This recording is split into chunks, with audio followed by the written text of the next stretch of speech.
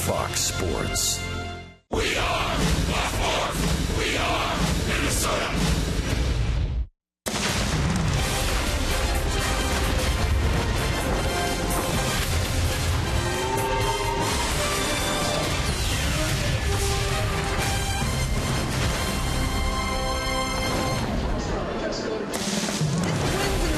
Is brought to you by the all-new Chrysler 200, America's import. It is a perfect evening for baseball and a big series win on the line for both teams. It's the rubber match between the Twins and Royals as two starters who have struggled lately go head-to-head. Mike Pelfrey has just one win in his last 15 starts, and he has been unable to complete 5 innings in his last 3. Chris Medler would go for Kansas City after a shaky start last weekend against the Chicago White Sox.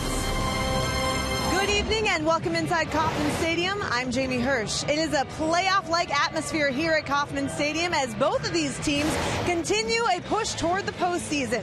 Kansas City may have a 12-game lead over the Twins in the division, but Minnesota has actually outplayed the Royals lately. The Twins are right there with Toronto and Texas for the best records over the last few weeks. The Twins have found different ways to win, and I asked hitting coach Tom Bernansky about the collective battle he's seen at the plate. We just can't go out there and throw our bats out there and think we're going to score 5 or 6 runs. 5 or 6 runs for us come from a 1 or 2 run inning that will get a big hit. We need to be collective enough that the little things, and you'll see a few more bunts. Guys are trying to battle and work the count a little bit more. I know there's situations where we're going to be aggressive, and that's who we are. The Twins will try to get the bats going once again tonight. Dick and Roy will discuss the value of a designated hitter named Kendrys Morales coming up next.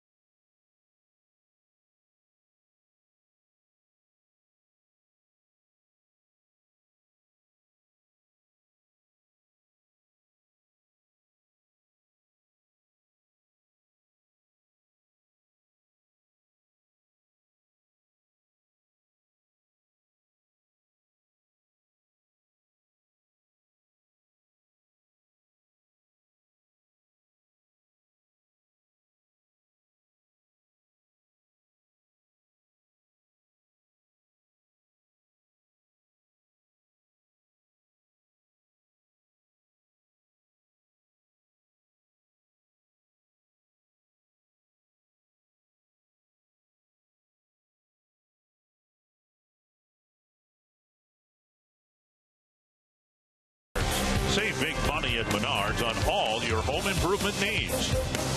And by Dodge. Keep summer performing with great deals now during the Dodge Labor Day sales event. For the final time in Kansas City, it'll be the Twins and the Royals as the Twins wrap up the second leg of a three-city road trip, hoping to make up the ground they lost last night. The Twins lost a game to Kansas City on the field. They lost a game to the Rangers in the wild card standings, and now are 2.5 games out of the second wild card spot in the American League standings. And good evening to you from Kauffman Stadium. Dick Kramer and Roy Smalley for the series finale. Last year, the Royals just barely got into the playoffs and, of course, ran the postseason all the way to Game 7 of the World Series. Right now, they've got the best record in the American League with a lot of the same guys coming back with one change. They've really upgraded in their designated hitter spot. Kendrys Morales in that designated hitter spot is not getting the love that he deserves with what he's done for this Kansas City Royals lineup. Everybody talks about Lorenzo Cain. For good reason. People talk about Hosmer having the best year of his career. How about this guy who's hitting behind those two? You just can't imagine what that does for good hitters, having a guy like Morales who's driven in 101 runs now, 99 as a designated hitter, and he is the prototypical DH. What you need in your lineup in the American League from the DH spot. Every contending team has one. You look at Morales, way ahead of everybody else that is hit as a designated hitter, but you need that, Dick, in the American League from a designated hitter standpoint, because all the contending teams have one, and this is what the Twins would really love to see out of Miguel Sano, get him back in the lineup doing that kind of damage. And the Twins enjoyed having Sano as their primary DH in July and August. Morales has been there all year long for the Royals. The Twins hope to head out of town with a series win in Kansas City.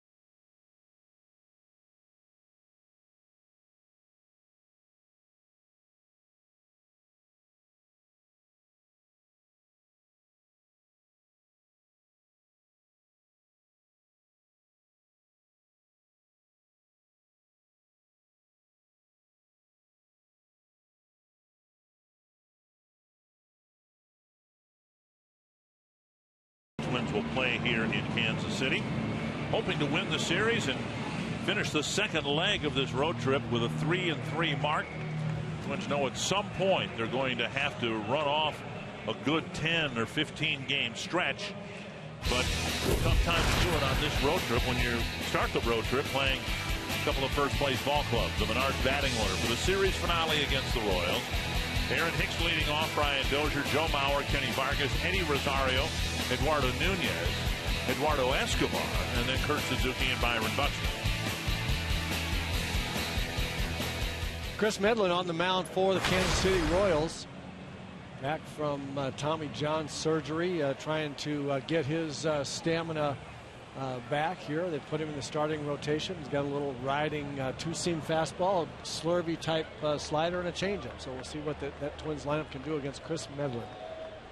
The Kansas City rotation's been very fluid all year long, with some injury situations and some ineffectiveness. Guys like Jeremy Guthrie have left the rotation. Chris Young out of the rotation. Now Medlin getting a shot. And Hicks takes the first pitch over the inside corner, a strike.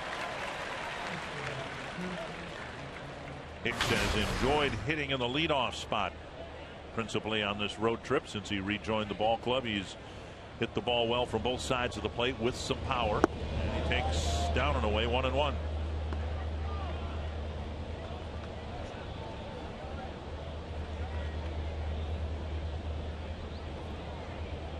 Talked about it in the pregame show just a little bit with the 180-degree turnaround that Aaron Hicks has made, especially as a left-hand hitter. He takes inside there. Medlin fastball. Much more competitive at bats left-handed than what we were used to seeing the first 2 years, when we really wondered whether or not he was going to be able to make it as a big league player at all. And he looks like a big league player now. Big league pop-up. And Escobar in short left field makes the catch, one down.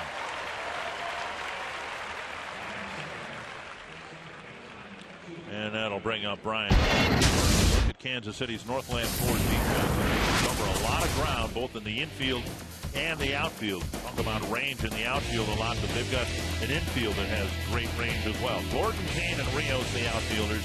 Left side of the infield, very good. Moustakas and Escobar. Zobrist at second. Hosmer scoops up just about everything over at first. And, of course, in the American League, Salvador Perez. Down and away, ball one. Medlin 5'10", 190 pounds. He's out of the Braves organization. The general manager here in Kansas City, Dayton Moore, came out of the Atlanta organization.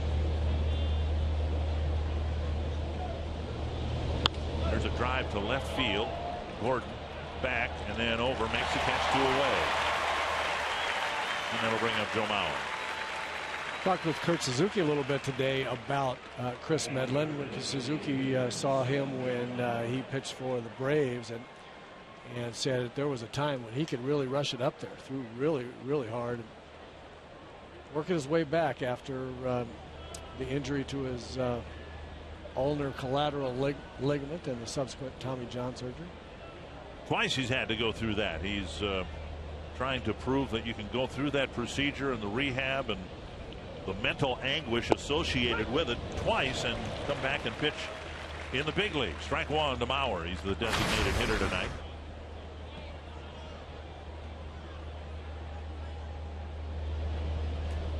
Joe with a couple of hits last night, had another hit taken away by Escobar inside, and it's 1-1.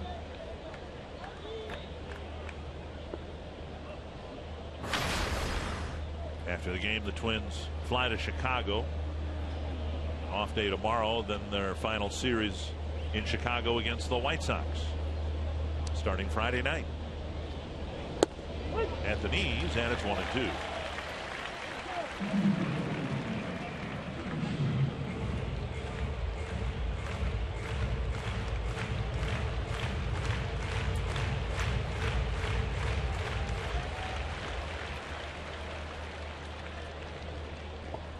Two and two. Miguel Sano not in the lineup again tonight with the off day tomorrow. In essence, he'll get 3 days off in the hopes that that will go a long way toward improving the condition of his hamstring strain. Kenny Vargas at first base will hit behind Mauer today.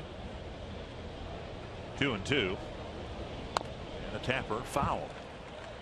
In Medlin's last start, what didn't go very well for him, he gave up 3 runs in the first inning. The foul ball got home plate umpire Greg Gibson, or what happened there? Gotten some dirt fly up through the mask and get him in the eye.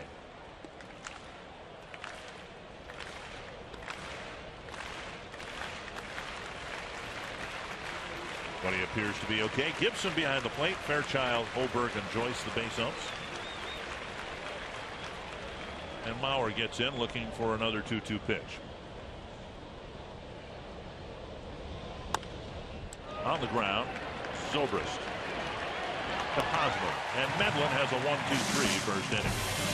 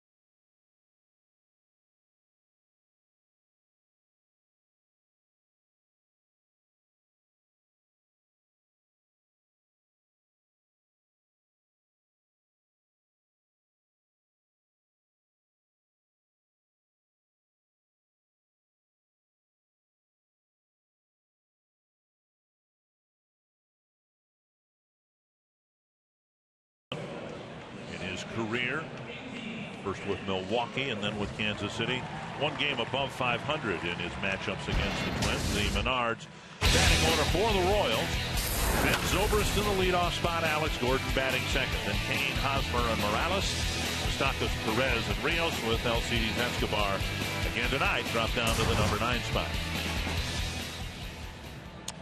Mike Pelfrey on the mound for the Twins, and we all know about Mike Pelfrey. He's either going to have command of his fastball or he's not going to have command of it, and that will be the determining factor of how the game goes for Mike. Got to use his off pitches, slider, and split finger, and throw strikes with his fastball.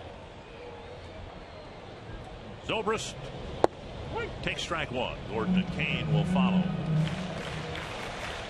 A couple of years ago, Pelfrey pitched probably in 2013 his best game here at Kauffman Stadium. He had a game like that earlier this year in April. 7 innings, 5 hits, no runs. And then on July 4th, he was given a big lead early, couldn't hold it, was taken out early, and that's kind of been Mike's career with the Twins. Snapshots of excellence, but for the most part, it's been very hard to be able to count on anything from Pelfrey, and they're hoping, the Twins are, that he'll be able to put together a few good ones in a row. 1 and 2. And now 2 and 2. The Twins are running out of time. Any team that's not in the driver's seat for a playoff spot now, every day is critical to try to make up the ground necessary. Well, there's no question about that, and this is great fun for everybody on the Twins ball club to be playing this kind of meaningful game. It's to center field, and Buxton comes in a couple of steps, 1 down. In September. We haven't seen that, obviously, for a while. No plan for defense for the Twins. Fun to watch Rosario, Buxton, and Hicks in the outfield. They're out there again tonight. Nunez at third, giving Kloof a break. Escobar, Dozier up the middle. Vargas getting the start at first base, and Suzuki back behind the plate. Be interested to see how many times here for the balance of this season we'll see this outfield alignment. Much of it may depend on the health of Miguel Sano.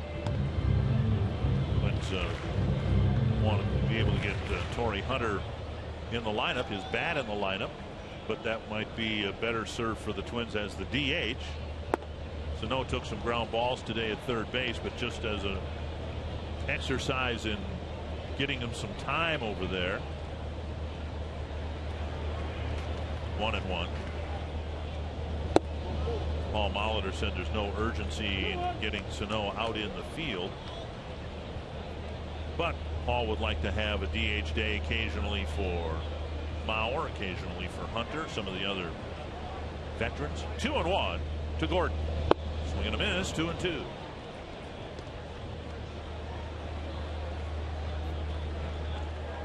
No. Will likely not play today at all. Might pull him off the bench to pinch hit, and everybody has an off day tomorrow. Tap foul by Gordon. Well, we don't know how the game's going to go for Mike Pelfrey yet, but it's starting off not only very well in terms of throwing strikes, but he's already thrown more off pitches, his curveball and his changeup here in the first 2 hitters than he oftentimes throws in 2 innings or 3 innings or 4 innings. And I'm encouraged by that. From a hitting standpoint, I'm very encouraged by that. And that's what happens when you throw those other pitches. You can really talk a hitter right into a brain cramp, and Gordon saw the breaking ball, not used to that slow curveball from the scouting report for Pelfrey. 2 strikes, and then gets zipped with the fastball there just because he had a little thought about what if he throws me something soft, and that's going to be so important for Mike Pelfrey. So far, he's throwing strikes with his fastball, and he's throwing his curveball more than I've seen him throw in a long time. There's a little slider, almost like a little spinning cutter. All that stuff is different for Mike from what he usually does, and it's interesting how his inconsistency is all tied to the same thing. 2-0 to Kane. Talked about him being inconsistent, either really, really good or at sometimes, but then oftentimes not. And when he's not, it's always the same. He just loses command of the fastball and forgets to throw his other stuff. Pop up, and Escobar in the outfield grass makes the catch. Good inning for both starting pitcher as Medlin and Pelfrey pitch 1-2-3 first inning.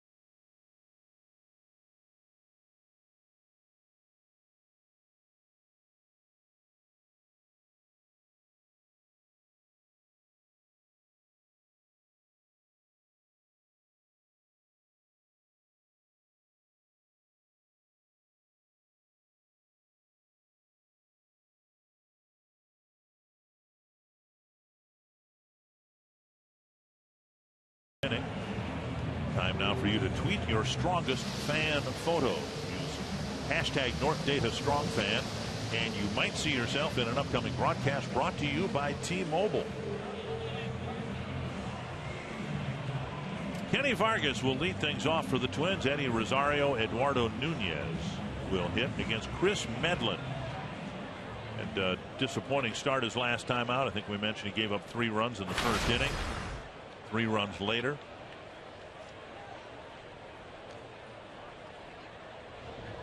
You play a team like the Royals, and they've got the best record in the American League.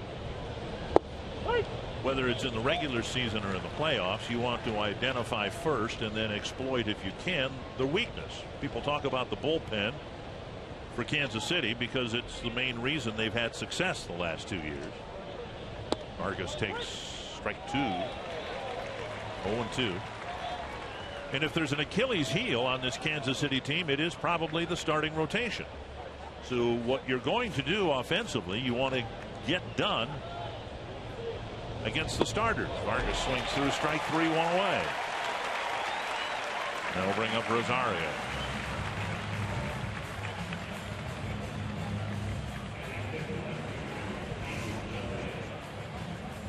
Pretty good breaking ball right there from Medlin. Have not seen that in the first 3 hitters, and he really kind of shocked Vargas with that. We've seen fastball, a little slider, and a changeup.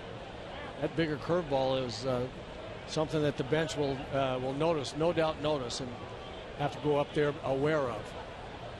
Here's Rosario. Fouled away, 1 strike.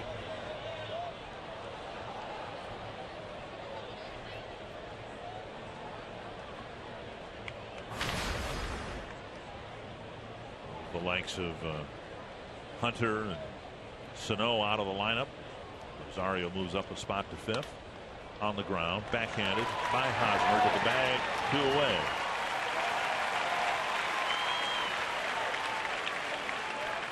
And that'll bring up Eduardo Nunez.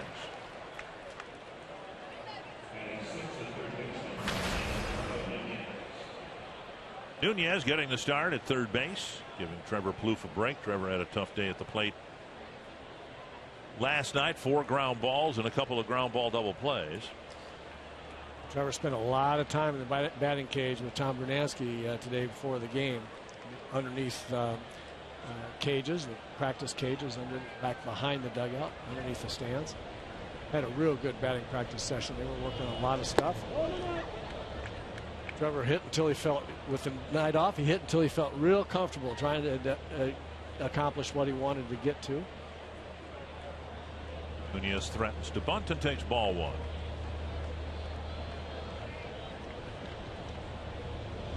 Breaking ball over for a strike.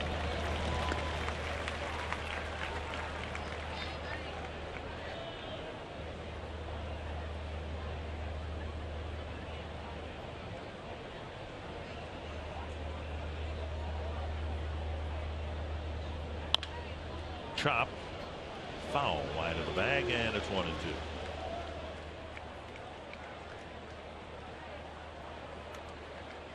Also talking to Tom Brunansky about this young man here, Eduardo Nunez. I marvel at his ability to not play on a regular basis, and when he does get in there, either in pinch hitting roles or in spot starts, I was going to say really have competitive at bats. That was not one of them, but he's done a nice job.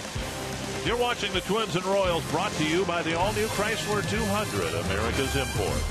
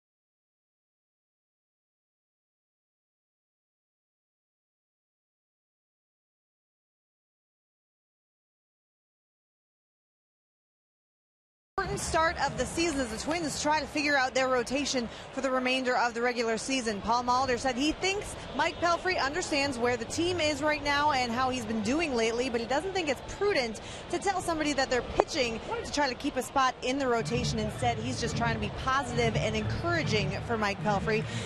Pitching coach Neil Allen said that Pelfrey's been around long enough to deal with the kind of criticism that is out there right now, and he is aware of the situation, but they're going to play it one game at a time with him. Everybody hoping that Pelfrey can come away with a very good start here tonight. Dick and Roy.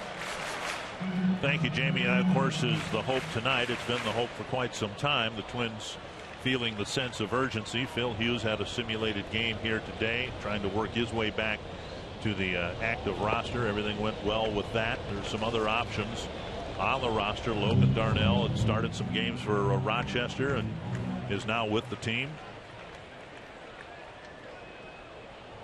Kyle Gibson had the rough start and then pitched a complete game yesterday, but Phil Hughes reported everything went well today in his simulated game. 1-2 to Hosmer, and up and tied 2-2.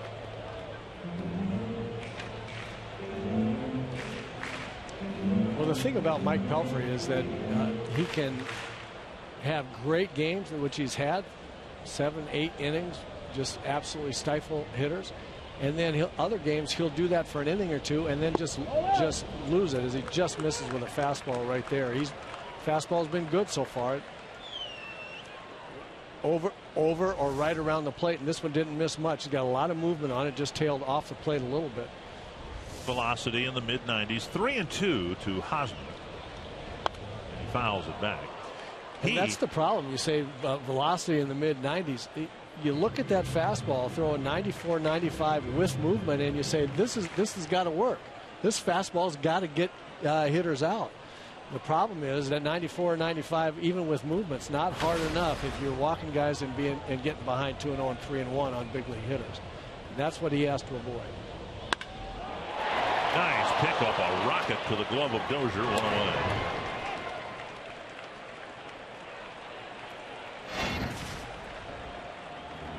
Sanford Health injury report. Phil Hughes, after his 3-inning simulated game, and we'll talk more about what that entails. See him on the game mound there. Then he went out to the bullpen, threw another 15 pitches or so. So a total of about 60 pitches. You can see after the 60 pitches or so, he did some fielding practice. Particularly important, I would think, someone who's got some back issues. You want to make sure that the guy can bend over and pick up a baseball and move around the mound a little bit. And not only that, he's got to get his legs back under him too. He's been off for a long time, and no matter what he tried to do, I don't know what he was trying to do. Probably not a lot with a hurt back, but riding the bike or doing something and trying to keep his legs strong. You're going to lose some of that. You know, you go out there and throw 60 pitches and then do some fielding practice, and he's going to feel it tonight and tomorrow, I'm sure. And that's the deal. I mean, Hughes had his workout, and then of course he talked to reporters, and he said, yeah, everything feels great, but the real test will be tomorrow when he shows up. Not tomorrow, but I guess on Friday. There's a strike, 3-1. Back-to-back 3-ball counts. Pelfrey has won just one of his last 15 starts. More of concern to the Twins. 3-1 pitch. That's down the line into the seats. Of more concern to the Twins now that we're in September is the team has only won 5 of his last 15 starts. And that's not a winning percentage that you'd like to take moving forward when you've got ground to make up in the wild card standings. Teams you need to beat to get to the postseason. Full count to Morales.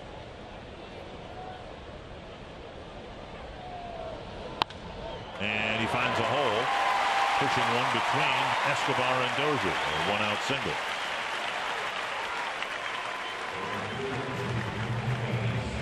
And that'll bring up Mike Moustakas.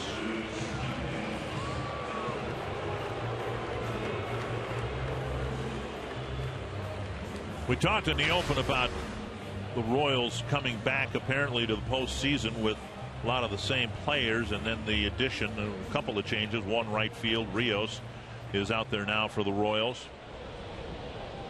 And then, of course, the designated hitter spot. But Royals are very encouraged that a lot of the returning cast members are having better years this year than they had last year.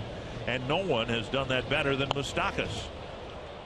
His career last year was at a crossroads. He was sent to the minor leagues midway through the season because he was hitting well below 200.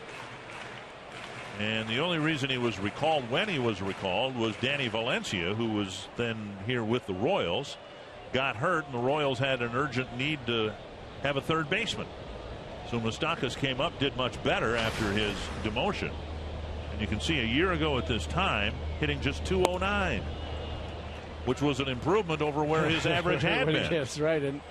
And you got to give him a lot of credit. He totally changed his hitting style. He went from a guy that tried to hook everything to right field and think about hitting home runs to his pull field, to calming his body down, using more of the whole field, and it's really paid off for him.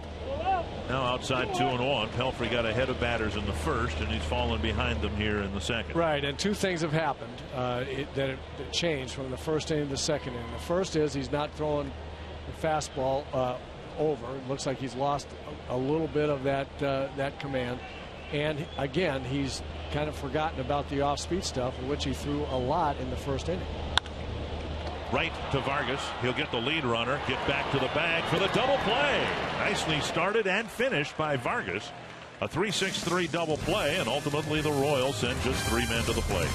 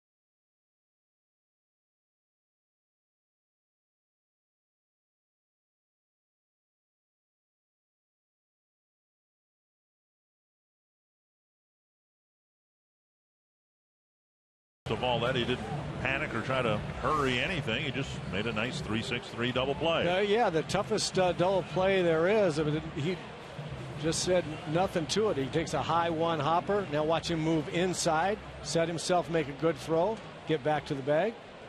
No problem. Eduardo Escobar, who returned the throw to Vargas, will lead off the third inning. Medlin set down all 6 batters, throwing just 21 pitches in the process.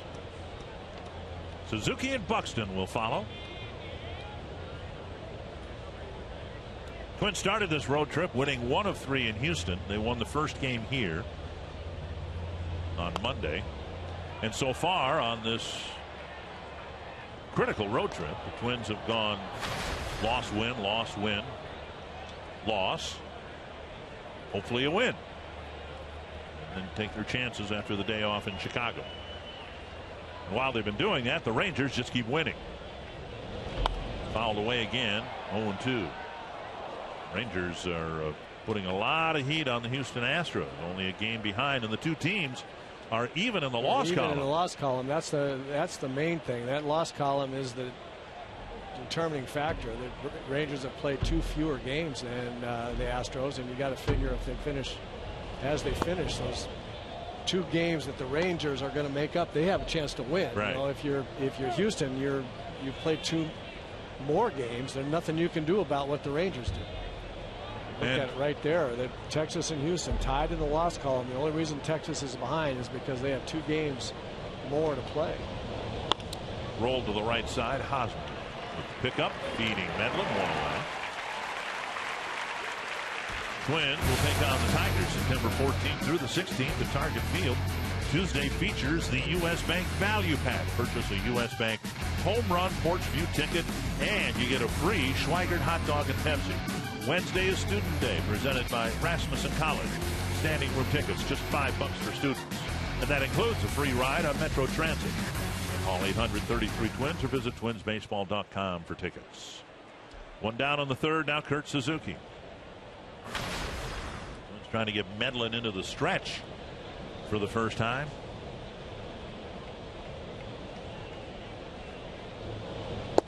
People who've gone through the Tommy John surgery talk about the laborious rehab, the monotony of it all, the dedication you have to show to come back from it, and that's just coming back from it once. Right to the shortstop, Escobar. 2 down. That'll bring up Byron Buxton, who showed off his speed last night. Got an infield hit, stole a base, and scored a run. Yeah, I got a glimpse of what's ahead for this young man. Hopefully, he hit a bouncer to third that Moustakas didn't play quite cleanly. Even if he had, I don't think he'd have gotten him here. Just kind of outruns the whole play there. I don't think he had the best jump. And then right here, Gold Glove outfielder in left field in Alex Gordon. Gordon threw the plate thinking he might have a chance, but there was none to be had with that speed. Buxton takes ball 1.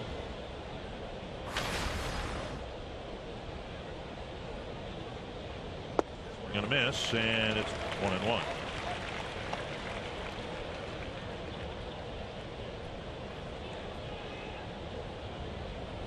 If you're Medlin and you've gone through the rehab process twice, you stand on that mound, I'm sure, and you savor every minute. Pretty much the same play with Moustakas fielding it this time. Buxton retired by a half step, and Medlin has a perfect first trip through the Twins batting order.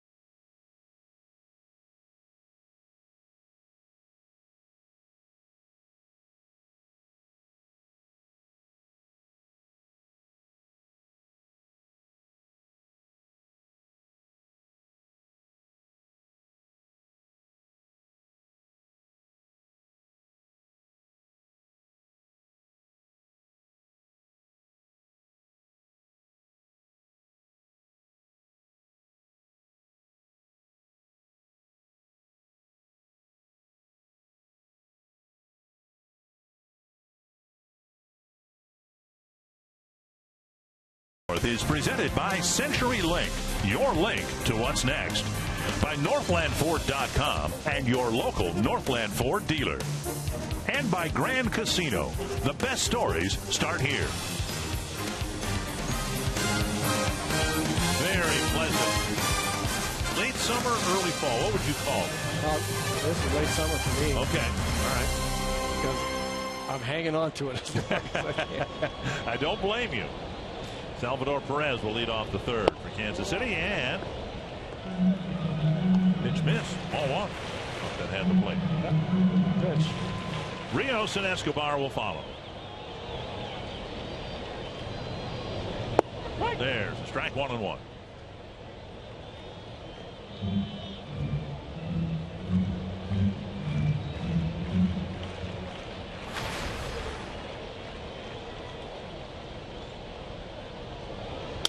Snap bat and a weak little pop up to Vargas, 1-1. And it's those kinds of swings and that kind of contact that just keeps people coming back for Mike Pelfrey. And that's what we're talking about, that 94, 95 mile an hour fastball with the movement just boring in on right-hand hitters like that. And you see him get in on guys like that. He's been in on Miguel Cabrera of all guys. I mean, he's really had some innings and some games and some at bats that you say, man, this guy's got to be a good pitcher in the big leagues, and you got to keep putting him out there and seeing if he can keep it together. Here's Rios, and he takes a strike. We mentioned that right field was one of the positions that's different for the Royals. Nori Aoki was out there principally for the Royals last year, and he is with the Giants. And Rios was signed in part because Torrey Hunter signed with the Twins. The Royals had some interest in bringing Hunter back, or bringing Hunter to the Royals. And things have gone well for the Royals. They've made some smart moves along the way, but in terms of adding to the roster, the move with the Morales has certainly worked out, but the move here, frankly, has not. The ball lined, a nice catch by Nunez as he leans toward the line to make a reaching catch due away. Very nice play by Eduardo Nunez. Rocket down, looked like it was headed down the left field line. You'll see Nunez lay out. Spirit with the backhand. Nice play. That's a quick move there. Got him to the ball. Looked like relatively easily, but he got a real good read off the bat. Was moving quickly as it came toward him. And now Escobar, who takes outside, ball one.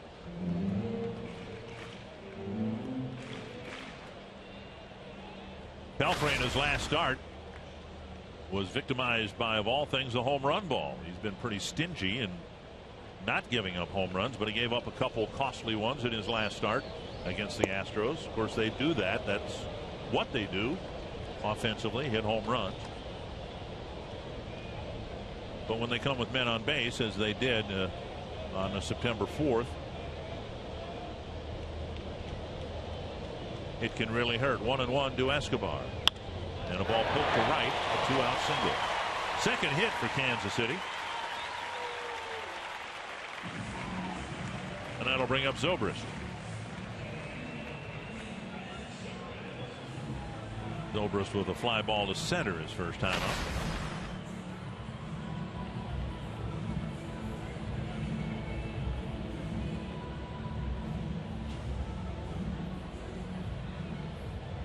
Zobrist has pretty much replaced Omar Infante as the regular second baseman for the Royals. Infante's really had a disappointing year offensively.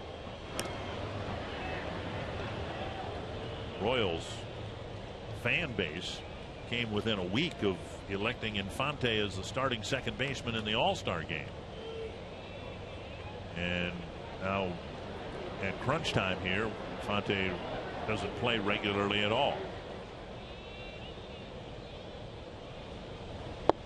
Over the inside corner, strike one.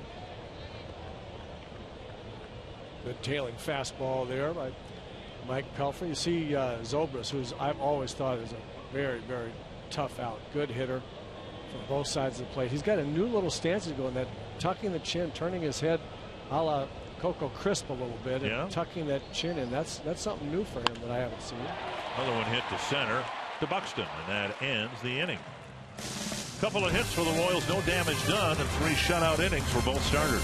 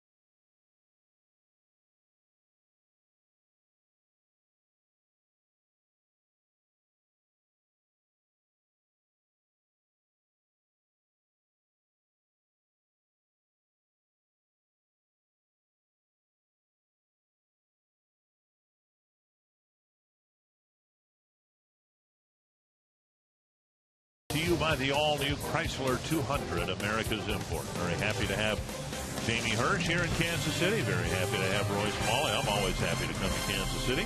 Aaron Hicks, Brian Dozier, Joe Mauer will hit for the Twins in the fourth, who are looking for their first base runner against Chris Medlin. Okay, be honest. How much barbecue have you had in 3 weeks? 2 meals worth. I had some Monday and then Wednesday, and I know I'm going to get more barbecue in Chicago because my favorite ribs of all time are in Chicago. Are you a barbecue guy? I don't eat an awful lot. I sure love it when I eat it. I just don't. I just don't do it a lot. 1-0 to Hicks. Dozier and Mauer will follow.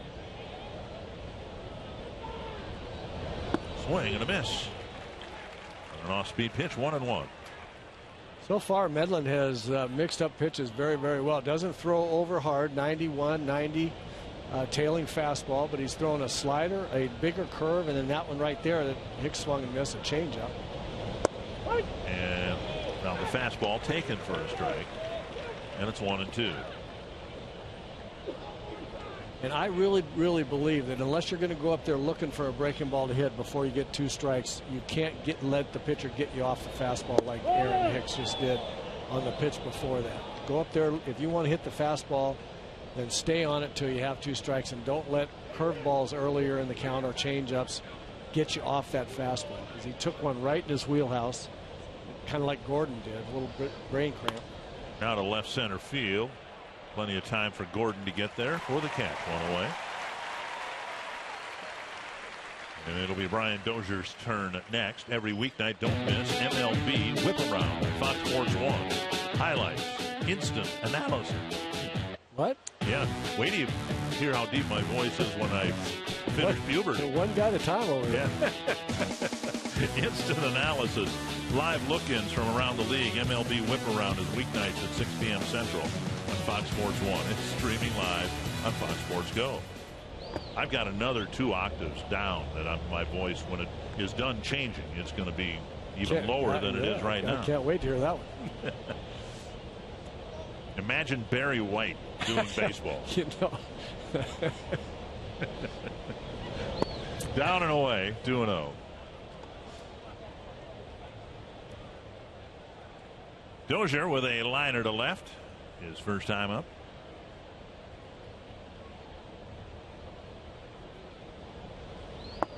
And a strike, 2-1.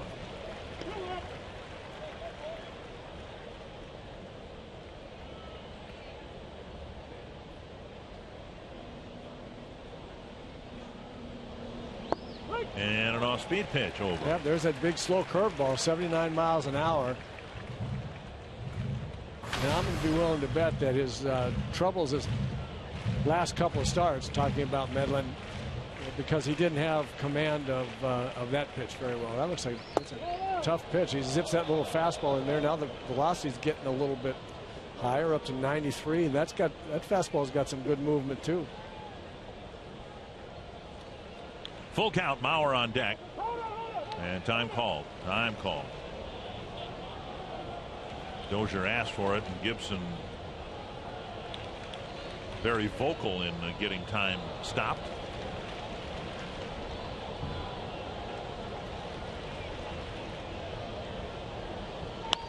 And pulled foul.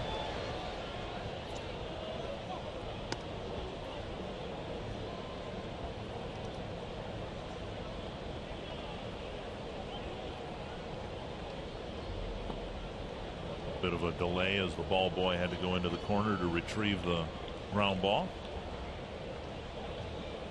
Full count to Dozier. Still looking for their first base runner. Medlin set down all 10 batters. Ball hit to the left of Escobar.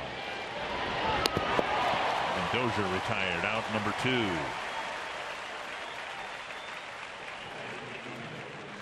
2. And today's cold hard fact, brought to you by the Silver Bullet, clean, crisp Coors Light. Joe Mauer with the most hits against the Royals since 2004. And I guess that's not surprising. He's won 3 batting titles since then. And plays the Royals, has played the Royals 19 times a year. 10 of the games this year in Kansas City. Right now the Twins are 4-5 here in Kansas City. They won a game in the first series here, split a 4-game series here in July, and won the opener here 2 nights ago. Up and away, ball 1.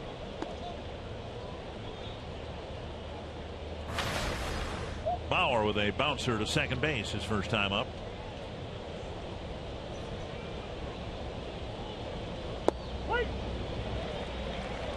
And now 1-1.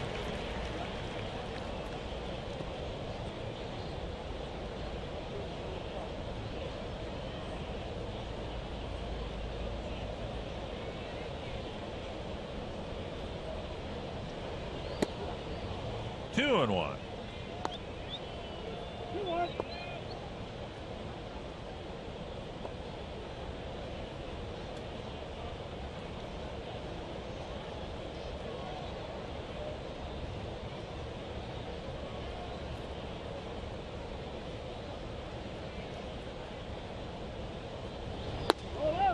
I may have misspoke either last night or the night before that the Royals swept a 3-game series here. The 3-game sweep that the Royals had was at Target Field in early June.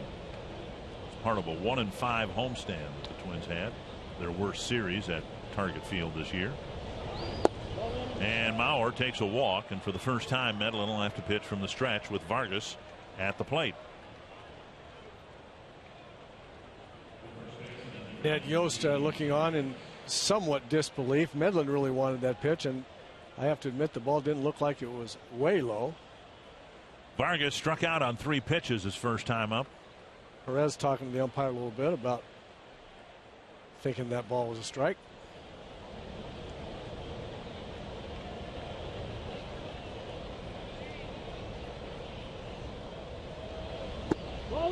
Breaking ball in. I always thought to the hitters, we looked at another slow curveball. I've always felt that from a hitting standpoint, back and forth from a pitcher, meaning changing speeds from hard to soft, much more effective than in and out. Like a straight change, maybe. Yeah, that was a change up, and yes, it's called a straight change. That didn't look straight. It had some nice movement away from the left-hand hitter. I felt like if everything was the same speed, I could cover the plate. I think most hitters feel that way. It's the back and forth of speeds. So ball in off the plate. You see that ball zipping in there underneath your hands at 90 or 91 or 92 miles an hour, and you have to respect the fact that he might come in there especially when you get 2 strikes. And then when you back off, when the pitcher, like this curveball right here, slower, then you're out in front of it like Vargas was. Now you've got that in your mind. There's 2 strikes, and is he going to throw me the 91-mile-an-hour fastball in, or which I have to be quicker to get out in front of, or is he going to throw me something soft, which I have to wait on? Really think that pitcher to really have good command is going to have one or the other. It's the back and forth more than the in and out. 2-2 to Vargas. Popped up. And Moustakas makes the catch with just enough room to end the inning. The Twins get a walk, still looking for their first hit. We are scoreless through 3.5.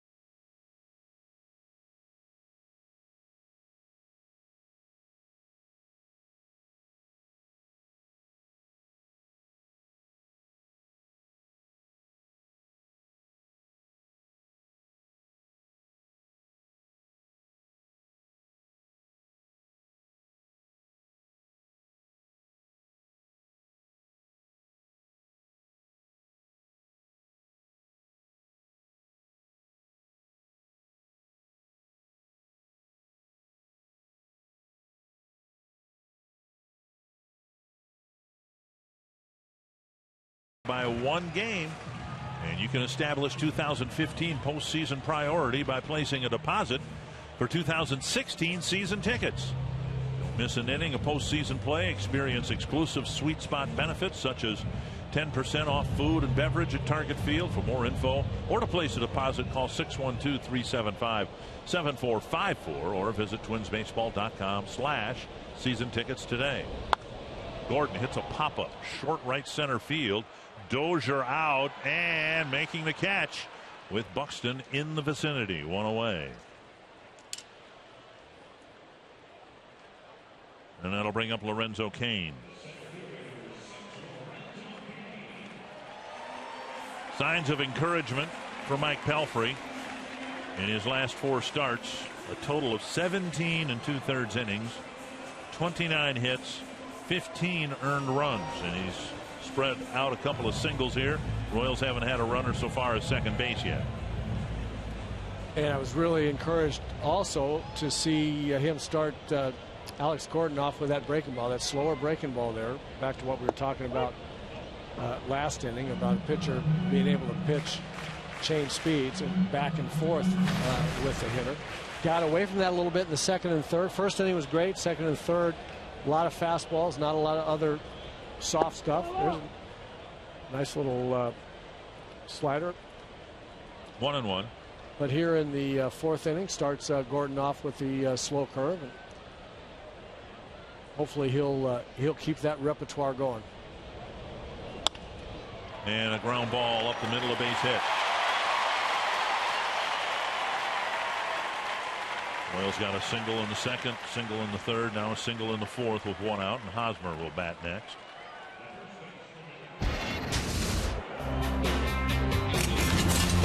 Eric Hosmer having a very good year. He's added a little more power, become a 300 hitter among the league leaders, and has always been a very good fielding third baseman. Career high and runs batted in. We saw in this video we're showing here, we saw the first 3 or 4 swings, base hits to the opposite field, and that has really helped him.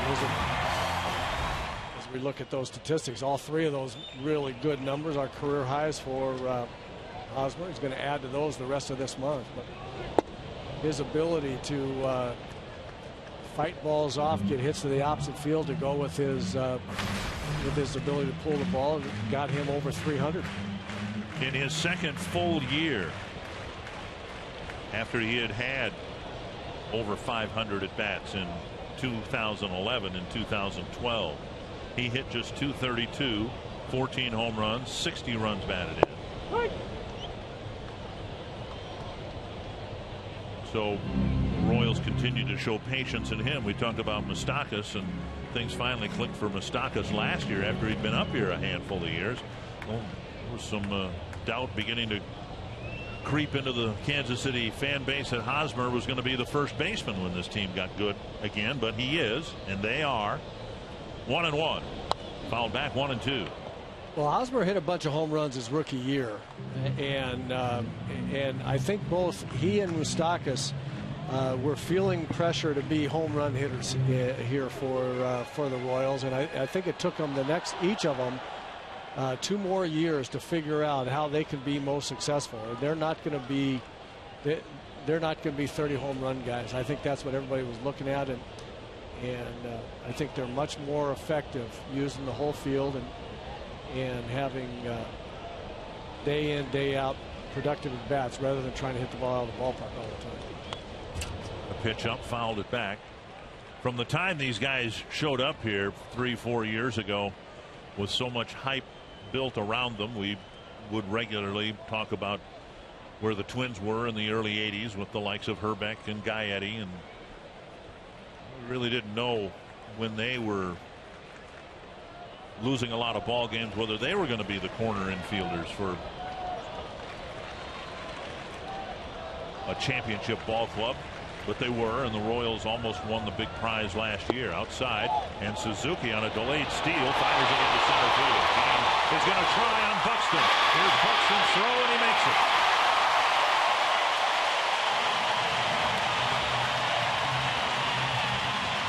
So So now at third base, Kane gets to third base. Be a stolen base on an error charge to Suzuki. Well, you see the way they run the delayed steal. It was it's a step, and then go. And it was very effective. Caught everybody off guard by surprise there. Twins bring the infield in now. Hosmer with a 2-2 count.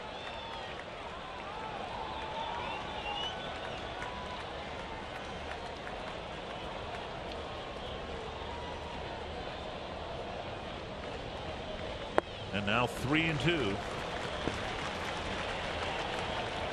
There was a split finger changeup right there from Mike Pelfrey, something that I think at the beginning of the year he was throwing for strikes or close enough to get hitters to swing and miss it, and I think that gave him a lot of confidence. He threw it a lot. It gave him confidence in being able to throw a lot of strikes with his fastball.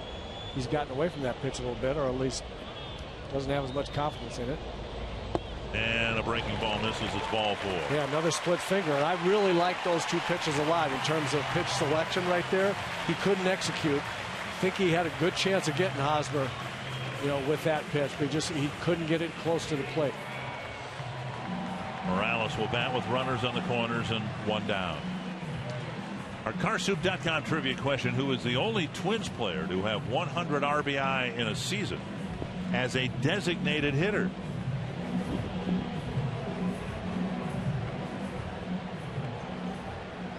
David Ortiz was a DH a long time ago for the Twins. Chili Davis. Did Chili get to 100? He might have in 91. Yep. I know in this next year he didn't hit as well as he did the first year. Twins playing for a double play grounder, and there's ball 1.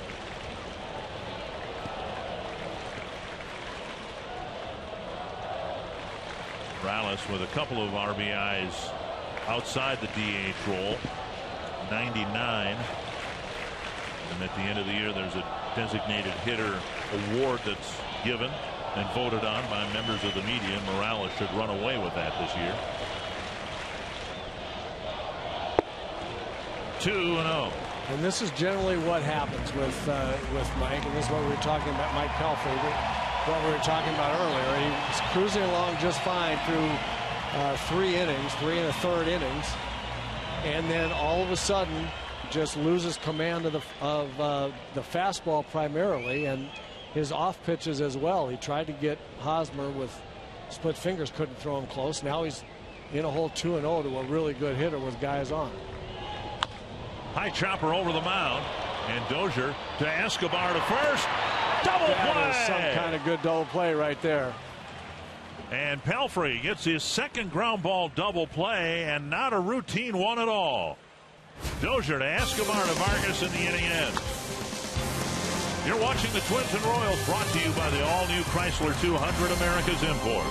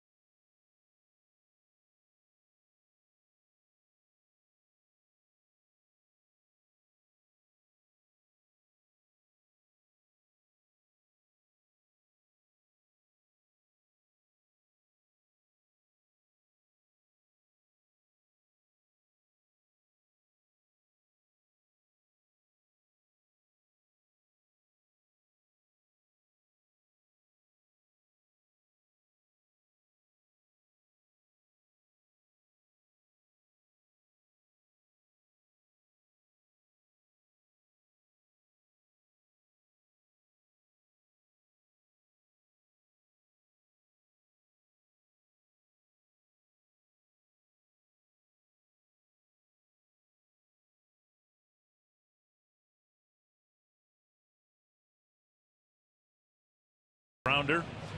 This one was strictly off the rack. This wasn't it. A couple of really nice things happened on that double play. It starts with Brian Dozier charging the ball as well as he did, and then giving Escobar a very nice feed where Eduardo Escobar could stay on the bag knowing they had a slow runner.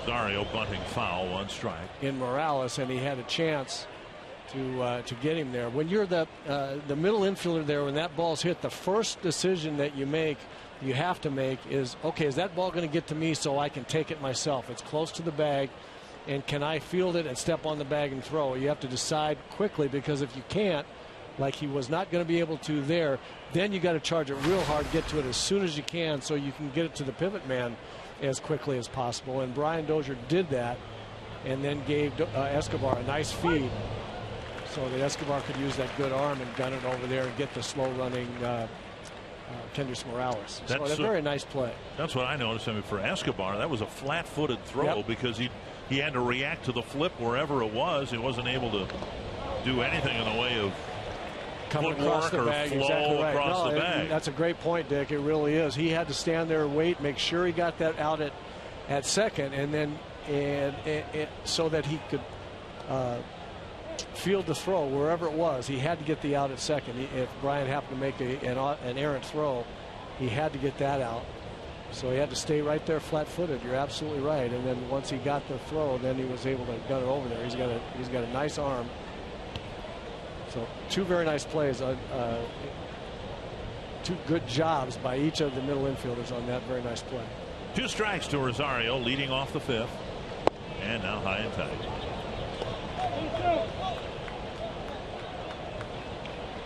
Medlin got roughed up in his last start, but so far through 4 innings, he's kept the Twins hitless. And outside 2-2. Twins got a walk with 2 outs in the 4th. It'll be Rosario, Nunez, and Escobar. One of the Eddies has got to come through here.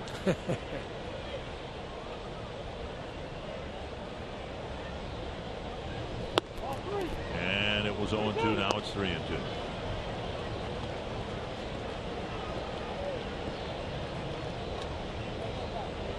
Eddie Nunez on deck. Eddie Escobar.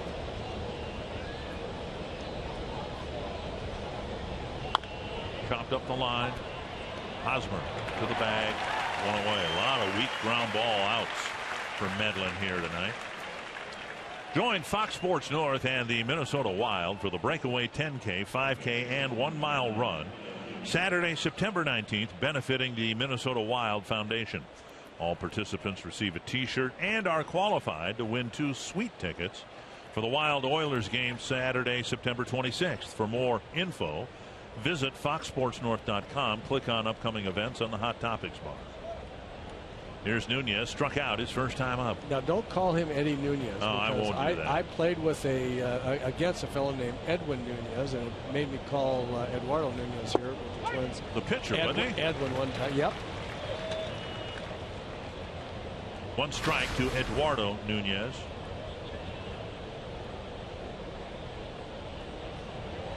And now a ball.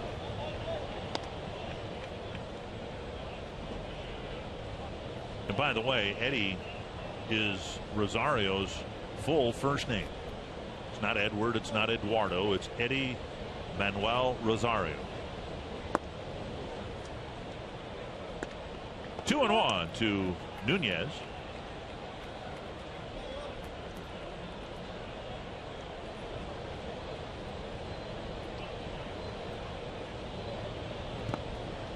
Another 3-ball count from Medlin.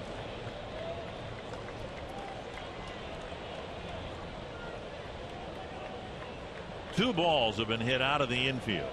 Dozier's liner in the first and Hicks's fly ball in the 4th. Chop to the left side. And the stop is to Hosmer. Another ground ball out.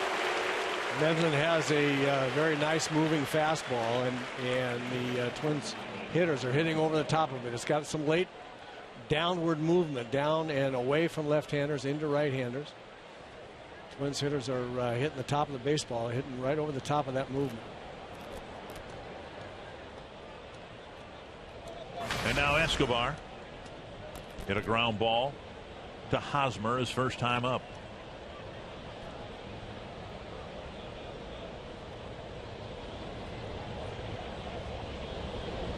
And strike one.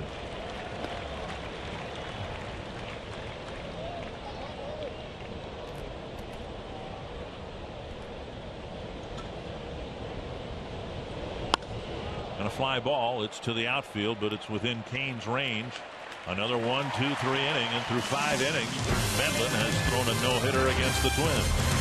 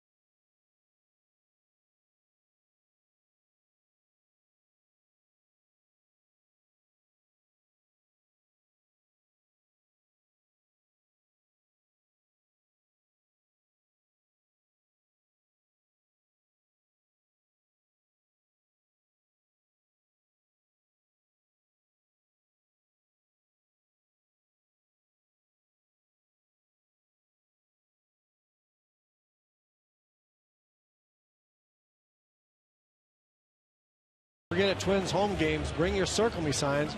And if you get circled, you may find yourself in the Minnesota Lottery Winner's Circle, where you could win $100 worth of scratch-off lottery tickets, courtesy of the Minnesota Lottery. Royals tonight setting an attendance record. Not that unusual. The Twins did after they got to and won the World Series in 1987. The Royals didn't win it, but they got there and really re-energized their fan base, reconnected with the fan base, and they have shown up in great numbers this year. And why not? It's a good team. It's a young team. Moustakas leading off the 5th. A strike, 1-1. Well, it's a beautiful ballpark. It's a good team. It deliver a lot of wins for their fans. It's an exciting team to watch the way they play the game.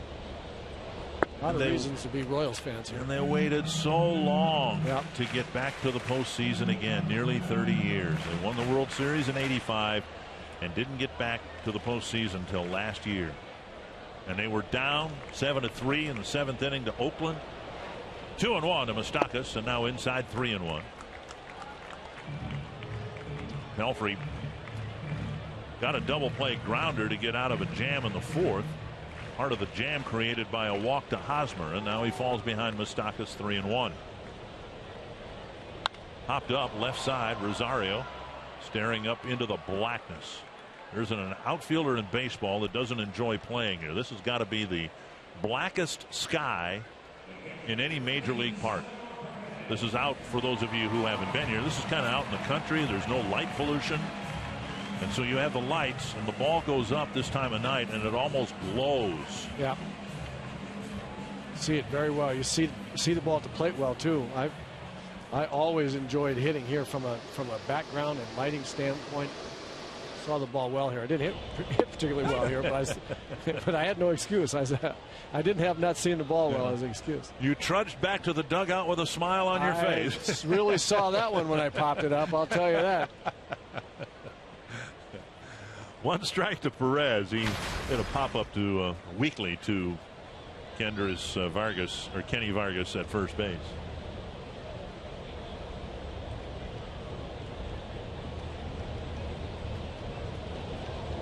And now up and away, 1-1.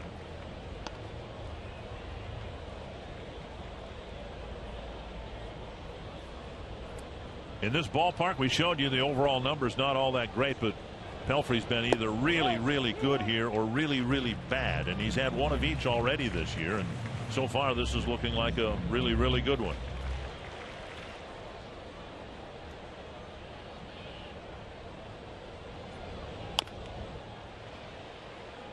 And a bouncer foul, 2-2. Well, he's got a lot of movement on his fastball today, and he's throwing it around the plate. Here's what Dick was referring to. He's 4 starts, only a 1-1 record with a high ERA, but he has pitched at least one really, really good ball game that I remember. 2-2. Down the line, foul. What I was just going to say before that pitch is the last pitch that Perez chopped down the third base line was a high fastball. It had enough movement where he hit over the top of it, but Mike Pelfrey's not going to be able to live up there. He came back with a high fastball and Perez drilled it down the left field line. He's going to have to, again, remember to throw some off-speed stuff and then get that moving fastball down. If he gets it down, he's going to continue to be good. Like that. On the ground, cut off by Escobar, spins and fires. Good play by the shortstop going to his left. Yeah, nice play, and we just saw the difference in 2 consecutive pitches on fastballs and what will happen with location. He just missed a double on the pitch before that and then came right back with a low fastball. Look at that sink. That ball started out low. Nice play by Escobar to cut in front of the swung around Dozier and make a relatively easy play out of it. But 2 fastballs, the only difference there between a line drive just missed double and an easy ground ball is about a foot or a foot and a half worth of location. Pelfrey misses the corner down and away to Rios. Ball 1. Rios hit a liner to Nunez his first time up.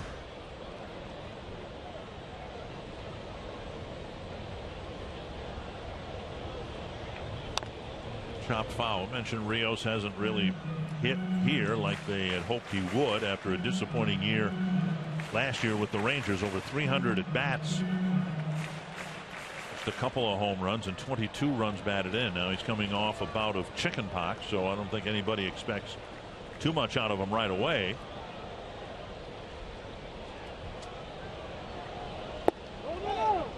Two and one. Well, he broke his hand early. J.R. Graham here with the Twins hit him. We actually in Minneapolis in Target Field hit him in the wrist and broke his hand. That's a tough injury from which to come back. 3-1. Escobar, the number 9 hitter, on deck. Rios is swinging the bat off to a really good start, and that really derailed it.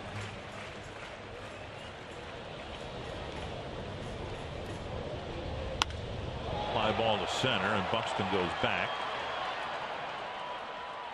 And he makes the catch. 5 shutout innings for Mike Pelfrey, and you're watching the Twins and Royals, brought to you by the all-new Chrysler 200, America's import.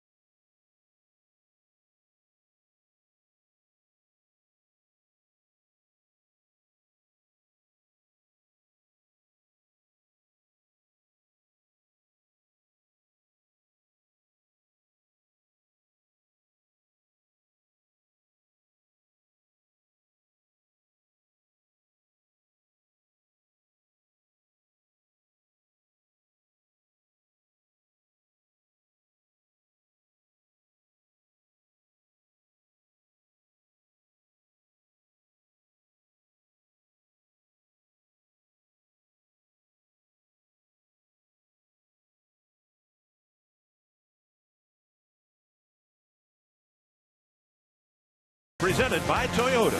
See where Toyota takes you. Test drive one at your Toyota dealer. Toyota, let's go places. By Sanford Orthopedics and Sports Medicine, for the everyday competitor in all of us. And by McDonald's. Have bold for breakfast with the new chorizo burrito from McDonald's. 5 no-hit innings for Chris Medlin, just 66 pitches, 40 strikes. And Kurt Suzuki will lead off the 6th inning for the Twins in a scoreless game.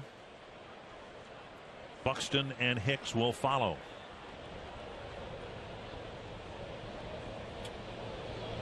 Not in this at bat, you wouldn't think, but we saw leading off the 5th that Rosario tried to bunt for a base hit, and the score will tell you that everything is open in terms of trying to get a hit, trying to get a run. So even though it's the 6th inning, not Suzuki, but I would think the Royals would have to defend Buxton's ability to steal. Here's a drive to left field. Gordon going back, and it's gone, a home run. Suzuki breaks up the no-hitter and the shutout.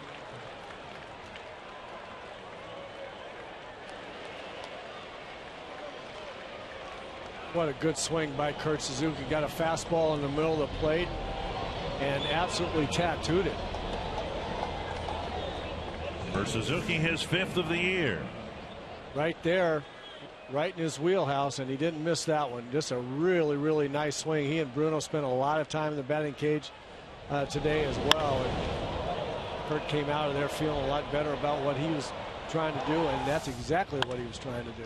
On the ground, Zobrist to his left. Buxton retired on 1 pitch, 1 away. And that'll bring up Aaron Hicks.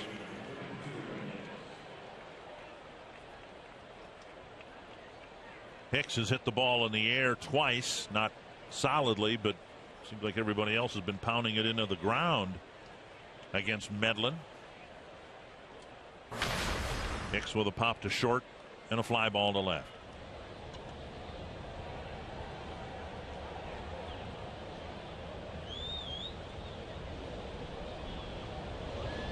Hicks bluffs a bunt, takes a ball.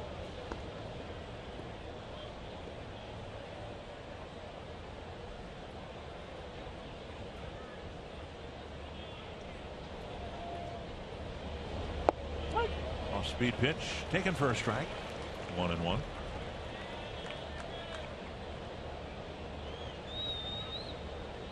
Now I'm going to come back to what I was saying in the last Hicks at bat. Don't let those curveballs get you off the fastball.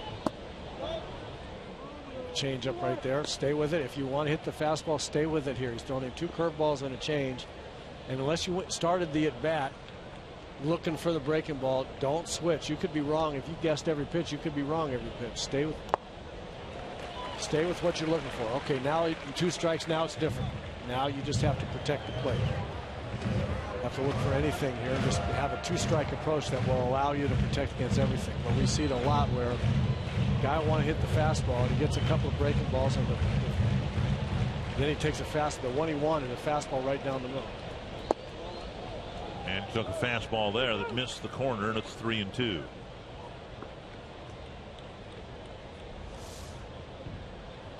Wanted that pitch, and you can see why. Yep. It was right almost where Perez wanted it. Checked his swing. There's ball 4. Hicks takes a walk, and he's a base stealing threat as well. Dozier will bat. Zubaz Palooza returning to Target Field. A special offer including a reserved seat for the game on Friday, October 2nd, when the Twins take on the Kansas City Royals, plus your very own limited edition Minnesota Twins Zubaz pants. TC's modeling a pair right there. Take advantage of the special offer available exclusively by logging on to twinsbaseball.com/Zubaz.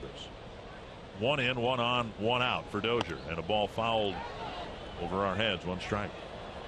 You were talking about this being the type of game with the score being as close as it is and both pitchers pitching well, that everything is on the table in terms of trying to get on base, bunts, and it's also that time of year where everything's on the table. Whatever you have to do to get runs across, and I'm sure that Paul Molitor is thinking the same thing in terms of other potentials here.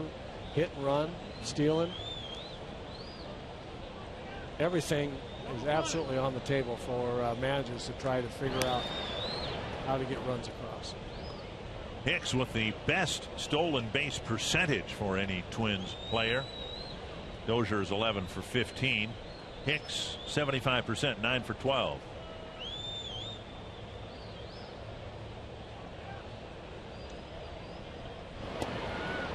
Kind of an awkward sidestep move back to the bag, but he's back.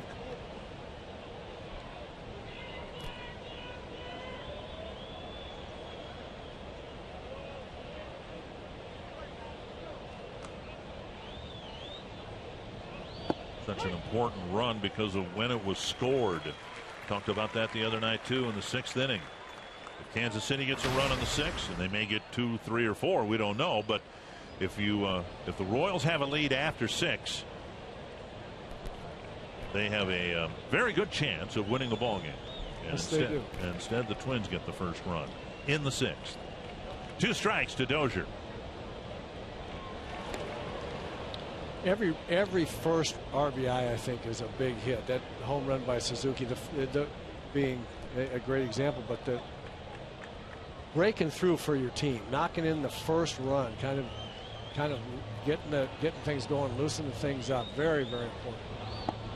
Out by Perez. Well, fitting that we're talking about that when Dozier's at the plate. He was the leadoff man most of the first half of the year, and the Twins had a really good record. At the All-Star break, 9 games above 500 because he had a lot of first-inning home runs. Yes, he did. And then, lo and behold, Sano steps into the lineup and he starts hitting him out in the first inning. 1-2 to Dozier. Popped up.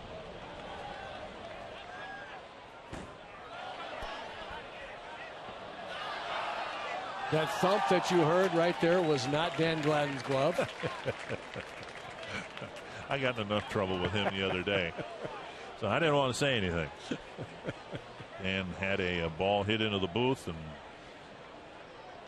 actually he caromed, he said, and hit him in the throat. Oh, I didn't know that. Well, yeah, 1-2. That's okay.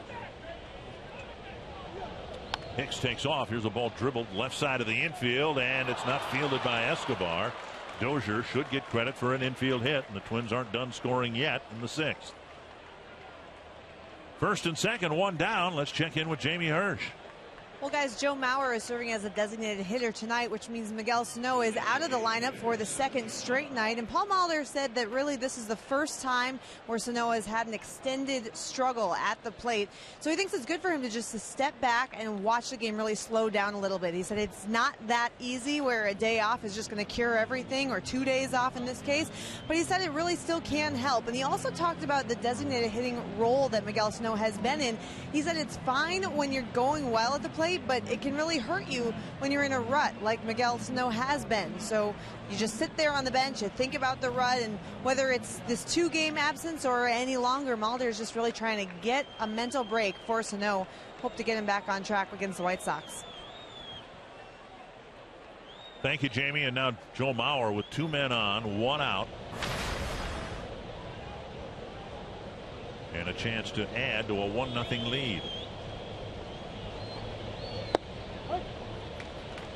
Just a terrific point that Jamie's reporting on what Paul Molitor said, right? For a young guy, 22-year-old, to be the designated hitter when you haven't really done that before. He's always played in the field.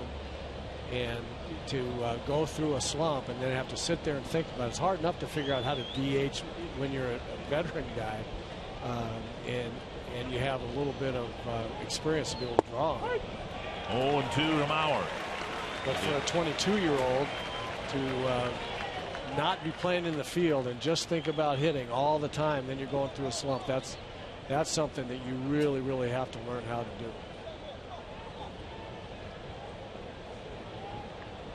Medlin working Mauer over inside twice. Get a couple of strikes.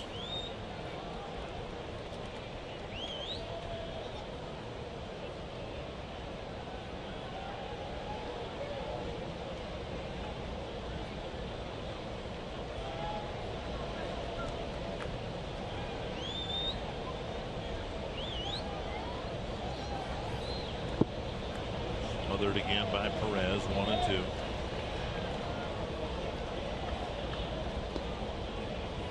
The concern when they called Sano up in the first place because his position's third base, and Trevor Plouffe's been very stable there, been kind of a rock for the Twins, hitting in the middle of the lineup, and he's played very well defensively. He's played great both ways. 1-2 to Mauer. Twins have some speed on the bases. Hicks is at second, Dozier at first, and only one away.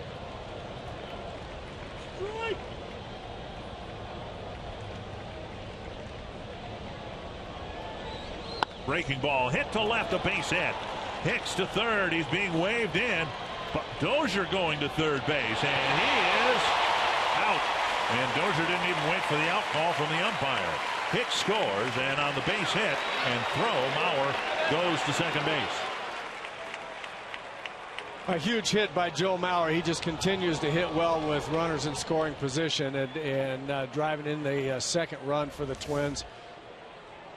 2 strikes, gets a little breaking ball up and out over the plate, goes with it beautifully, lines it in the left. Hicks will score easily, but the Gold Glover got Brian Dozier.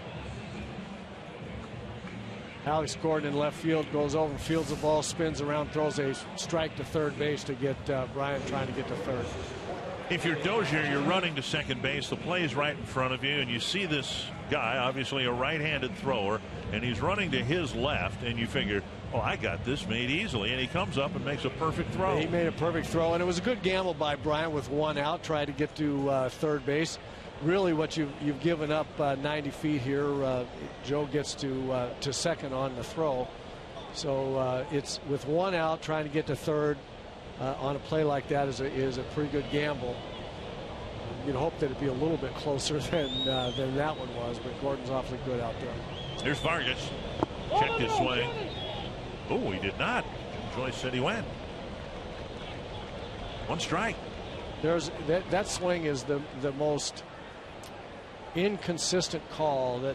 That check swing call is the most inconsistent call there is in the game. You just can't tell from one check to the next, one umpire to the next. That one I didn't even think was close to I didn't either. To a swing. And I don't think Vargas did either. No. 1 strike.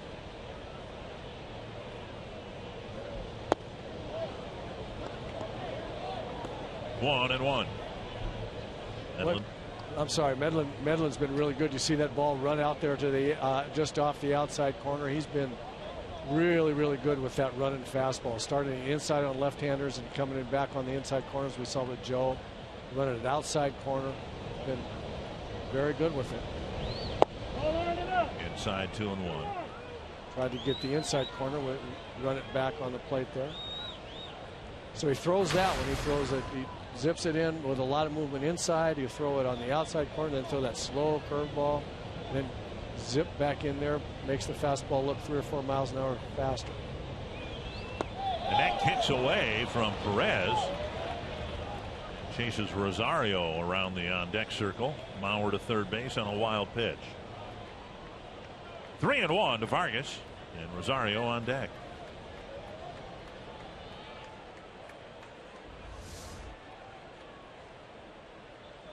Wow, that's about a 58-footer there, 59-footer.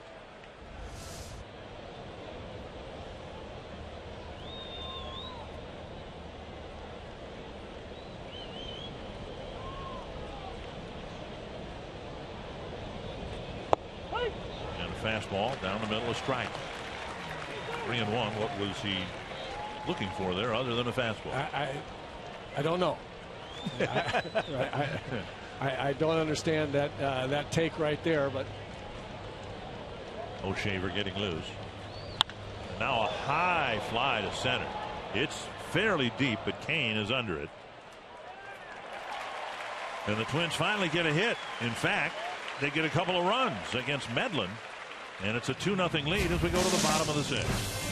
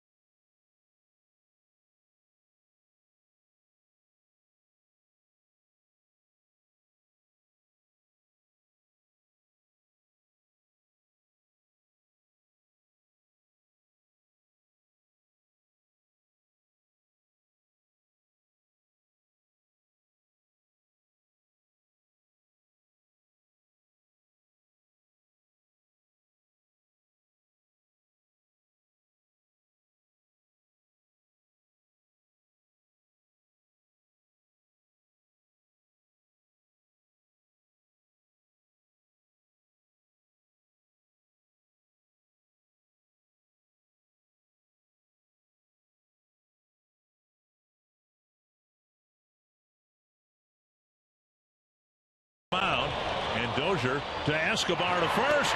Double play. That is some kind of good double play right there. And those were our Medica sounds of the game, and how big that double play is will of course remain to be seen. But it got the Twins and Pelfrey out of a mess in the 4th inning, and now they've got a 2-0 lead. That was a huge double play. At that point in time in the game, really bailed Mike Pelfrey out when it looked like he was losing it, losing command just a little bit, and then he got it right back. He has pitched very, very well. This is the good Pelfrey. There is no question about that. He has thrown the ball very, very well. Now to center, Buxton coming in, and he makes the catch. We've seen Buxton go back. We've seen him come in very well on some balls. Makes the catch, one away. One of the perplexing things about Pelfrey, and it's been, I think, more of a problem this year than his 2 prior years with the Twins, is inability to handle prosperity well. Like crooked numbers put up by the Twins, and then it seems like right away it starts turning his game in the other direction. So we'll see how he handles a 2-0 lead. That's a nice lead, and maybe it's not too big. Yeah, he's still got a pitch like he's one batter away from disaster, and I don't mean to be facetious about that. I mean, I just think that that's got to be the mindset of any pitcher out there. The Royals are a good team. One guy gets on, and you're dealing with the tying run. So it's a close ball game. There's a lot of hitters to go through yet to get to the end of the game. 2-1 now. The count to Zobrist.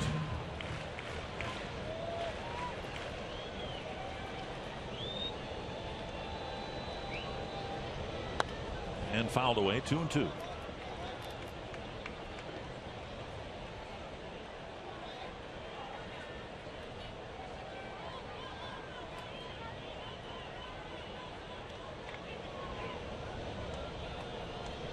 Pelfrey approaching 80 pitches.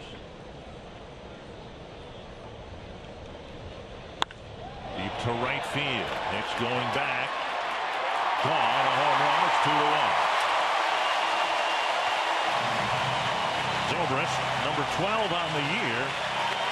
And the Royals get a home run in the 6th to break through against Pelfrey.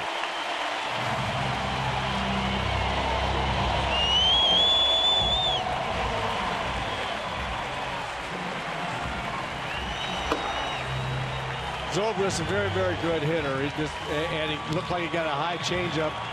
Yeah, a split finger that just didn't go down. Stayed up in the zone long enough. With 2 strikes, good hitters like Zobrist will be protecting against everything, not trying to pull the fastball so much. And high changeup with 2 strikes is a very, very dangerous pitch.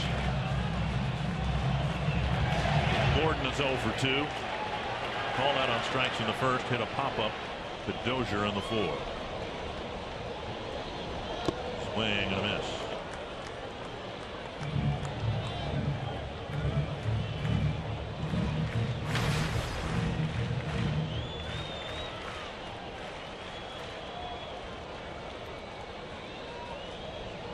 Twins have a pull shift on for Gordon in the infield.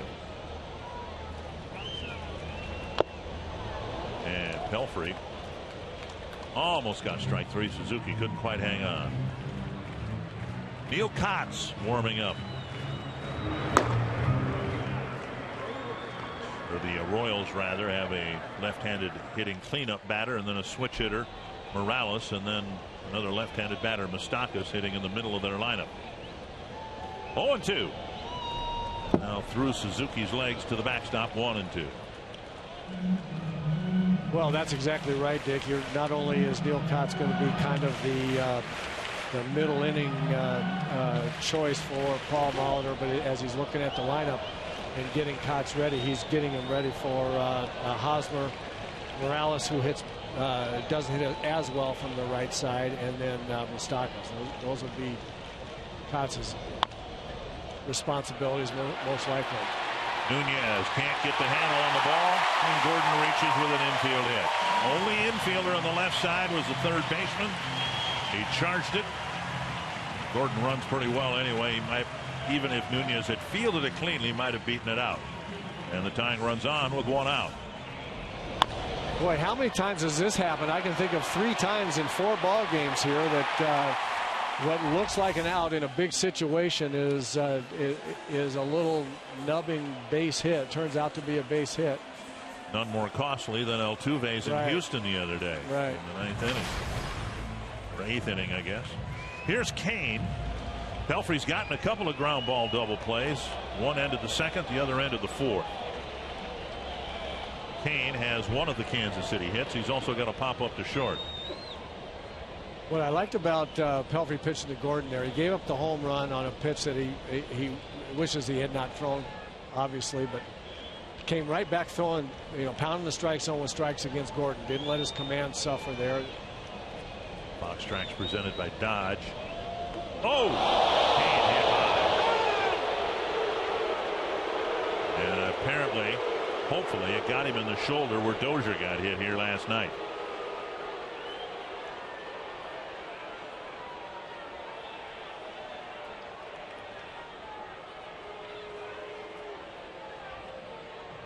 And that's great to see. Kane's okay, and he'll go to first. Tying run now at 2nd with 1 out. This ball gets away. Obviously, gets way away from Pelfrey, and that's what I was talking about. I was glad to see him come back with strikes against Gordon, even though he got the base hit. He pitched him really, really well. Could have been, should have been an out maybe. And I'm hoping that Mike wouldn't let that affect his command, but immediately then Paul Molitor has seen that action before, when all of a sudden that he can't come close with a fastball. 11th hit batter for Pelfrey, and Cox will come in to pitch to Hosmer.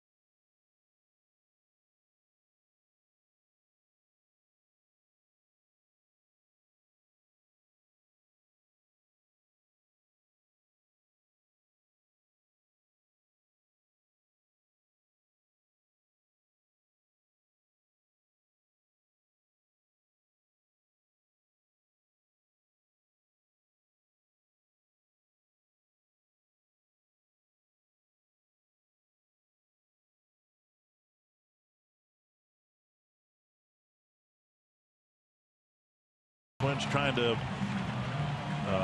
get even in the season series here between these two teams in Kansas City. Twins won the opener, lost a 4-2 ball game last night, now leading 2-1. Royals are threatening, and the Twins turn the game over to the bullpen now, starting with Neil Cox. Well, this is what the Twins got Neil Cox to do: come into a situation and get left-hand hitters out. He has done so reasonably well against left-handers, run into a little bit of problem with right-hand hitters, but right now it's the lefty on lefty situation they want. Off the plate, ball 1. This was a roll previously held by Brian Dunsing. Doesn't mean we won't see Dunsing later in the game. Hosmer 2 for 5 against Cox.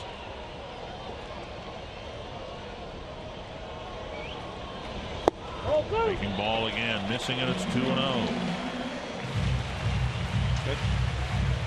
Alex Gordon on second base via the little number infield hit, and Lorenzo Cain on first after getting hit by a pitch, so it signaled Pelfrey's exit. I was about to say that this situation right here for Hosmer, as we look at Mike Pelfrey, is where he has become really, really good. His willingness to wait and hit the ball to left field. Fastball for a strike. Against left-handed pitching. Not try to pull it. Keeps him from being out in front, swinging, missing the slider that Kotz tried to pitch before. See if Kotz can get it. He's a very, very tough out against left-handers. Foul tip 2-2.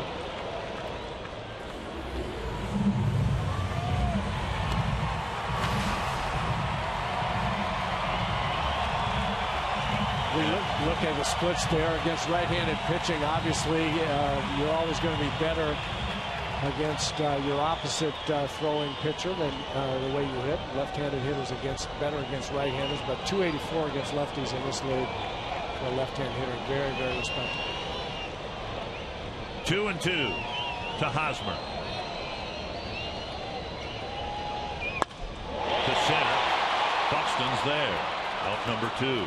He's caught 2 line drives for the 2 outs of this inning. Hosmer hit that ball very sharply for out number 2. And now switch hitter Morales.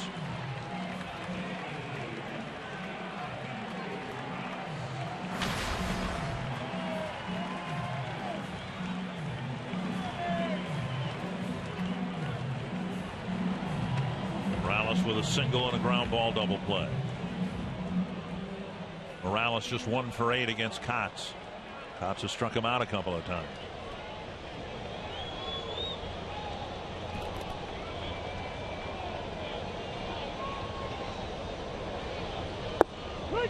Strike called over the inside corner. Nice slider there. Just caught the lower inside corner. Morales didn't like him. That's a good pitch. Morales a much better hitter, not much better. He's a better hitter left-handed, still very dangerous right-handed, but this is his weaker side of the two.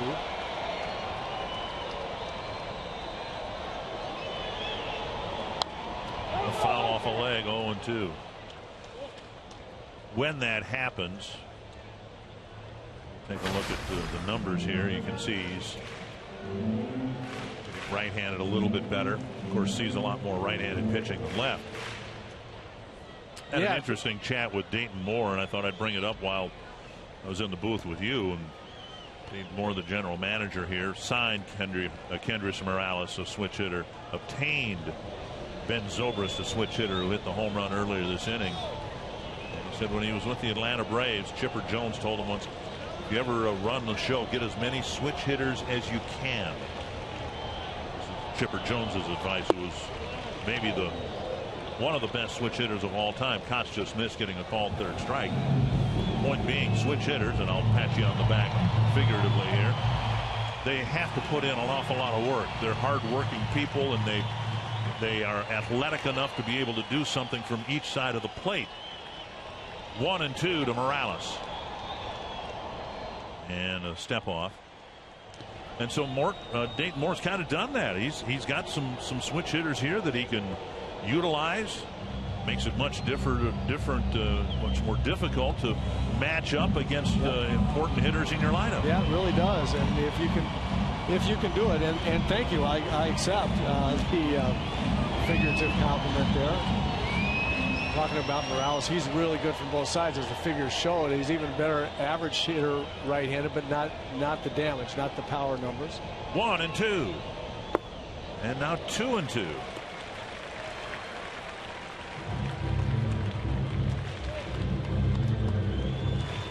Tough non-call on that fastball in the inside corner. Fox Tracks had him struck out. Real good pitch by Neil Kotz on the corner. Just didn't get the call. 2-2 with the tying run at second and 2 down.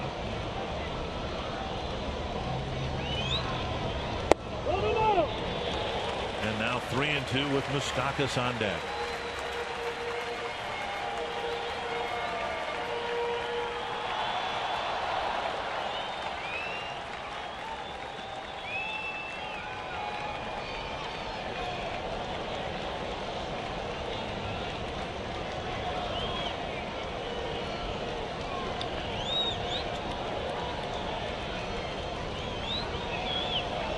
Popped up center field.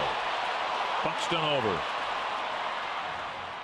Kotz gets outs 2 and 3 as the Royals get one back. It's 2-1 Twins, and you're watching the Twins and Royals. Brought to you by the all-new Chrysler 200, America's import.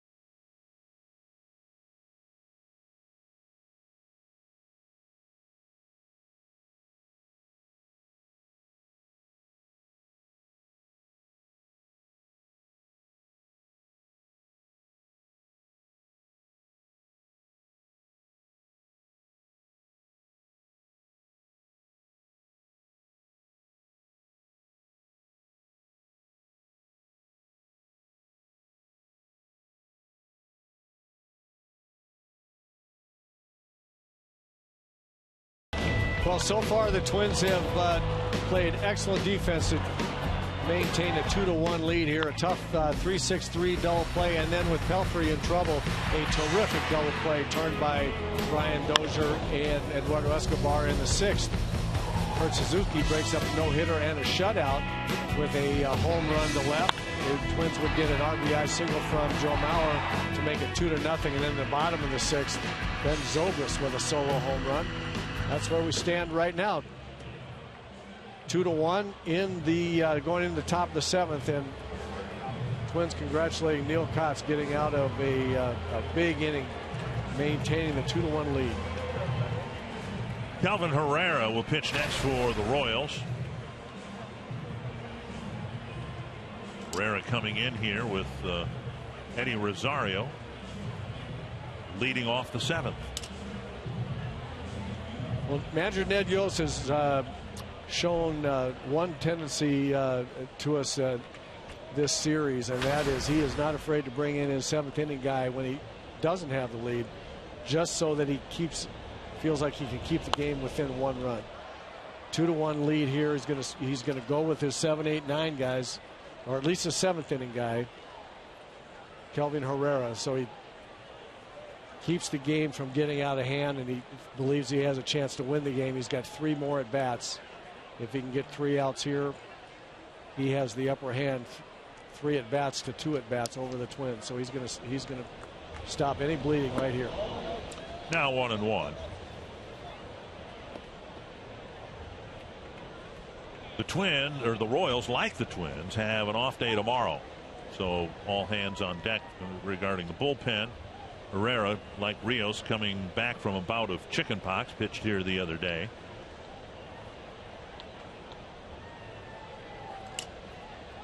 Rosario hooks it foul on the ground. Nunez and Escobar will follow.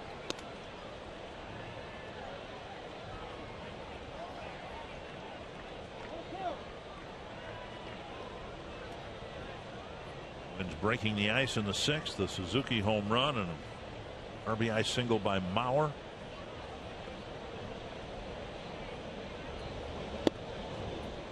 2-2. Fastball clocked at 100 miles an hour. Herrera can rush it up there. That's his game. Throw it hard. See if they can hit it. Also got a nice little wrinkle too. They can really mess with him when he's throwing 100 miles an hour for a fastball. And now off the plate. And Rosario's run the count full. 90-mile-an-hour changeup. known as a guy who's going to draw a lot of walks, 11 of them on the year, one of those intentional. He's approaching 400 at bats. But he stretched the count full, leading off the 7th inning. Fouled back. 97 miles per hour and spun right over the screen.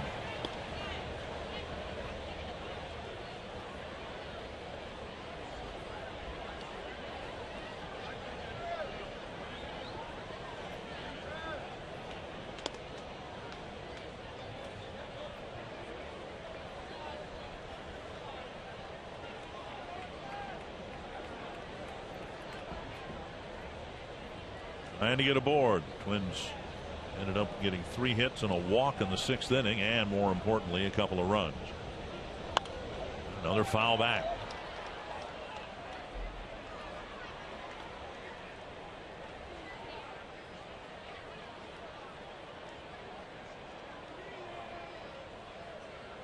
.373 at bats, just the 11 walks,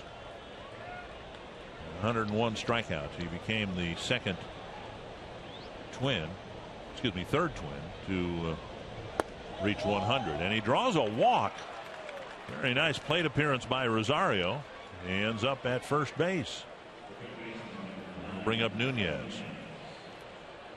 Carsoup.com trivia question: the only Twins player to have 100 RBI in a season as a designated hitter? I'll go Tony Oliva. I'll go Chili Davis. And it was Paul Molitor.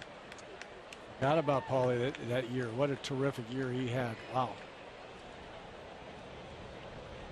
See if Nunez is asked to bunt here.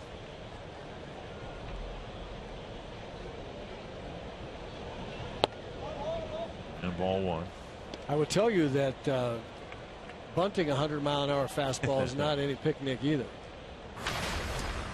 Just looking it up, Molitor in 1996 at the age of 40 hit .341 and drove in 113 runs. Fouled back, and it's 1-1.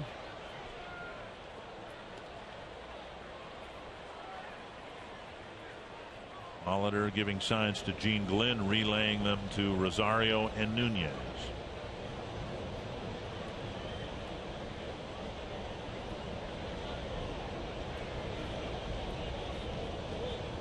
I'm thinking hit and run here. How about you? Well, hit and run's tough against a guy that's the bunt. It's in a good spot. A good spot right there. In the air, but between the mound and first base, first and second, nobody out. I was just going to say the hitter's job on a hit and run is to absolutely make contact with the ball. You cannot swing and miss on a hit and run, and you got a real swing and miss guy out there on the mound throwing 100 miles an hour. So manager's got to be real confident in his hitter. So instead of that, Nunez chips a little bunt in a perfect spot. Nunez, who runs really well himself. See whether Escobar will be asked to bunt. He's had an interesting history with bunts. Situation the other day, Twins let him swing away, and he got the big hit. 0 for 2 tonight. What the manager's looking for in deciding whether he's going to have bunt the men over is, who do I want up there with a chance of drive-in runs? Do I want Escobar right here with nobody out at first and second, or do I want Suzuki and Buxton up there with runners on second and third, and Suzuki with 1 out at least?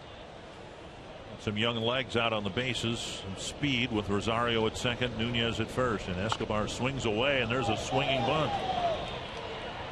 And into foul territory. Hosmer, with the ball sailing over Escobar's left shoulder, makes a nice catch, and Escobar advances the runners with a 30-foot number. Now Suzuki will hit, very likely, I suspect, with the infield in.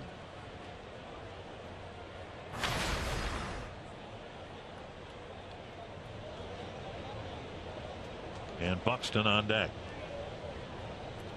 So at least for one pitch, Paul Molitor was going to give Escobar the chance to drive in the run, and on that one pitch, he got the what amounted to the sacrifice bunt that that he was trying to decide between. Suzuki got the first Twins hit, a home run to left to put them up 1-0. Down and away, ball one.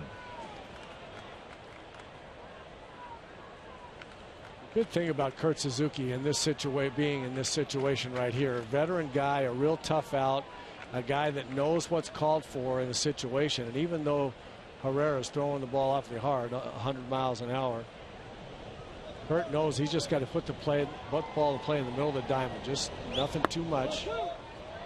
Doesn't have to hit a home run to left field. He's got to contact the ball back through the middle of the diamond. He's choked up a little bit on the bat.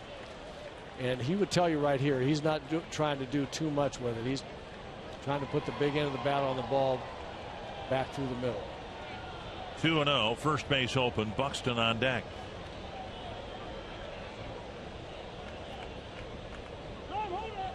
Time called, and Perez wants to talk about it with his pitcher. Everybody circling around the pitcher.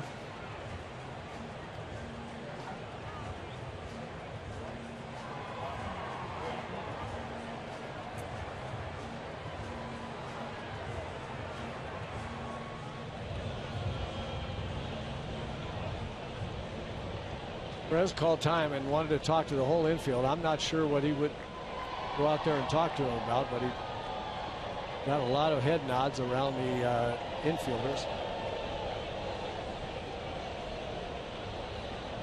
2-0 to Suzuki. Popped up, it's back and out of play.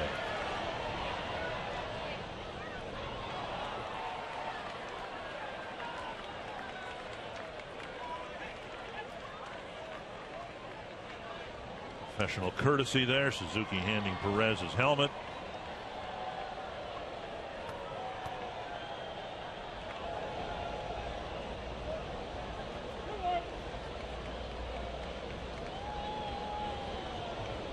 Perez created a bit of a situation for himself with a leadoff walk to an unlikely batter, Rosario, who now is at third base.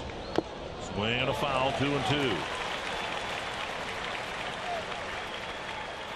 Suzuki, one of the better contact hitters on the Twins, and that's what he's going to try to do here now, especially with 2 strikes. Put the ball in play. Yeah, he took a little bit bigger rip at that one, and now he's back to 2-strike approach.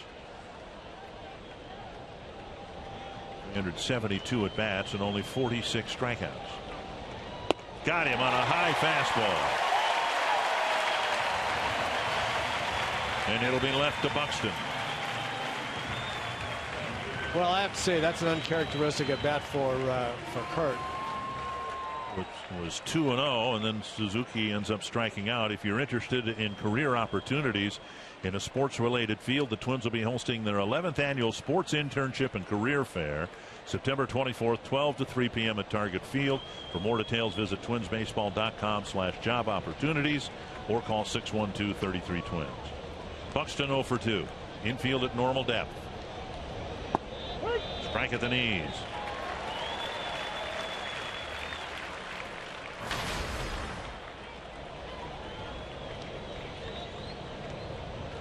Handful of at bats with men in scoring position.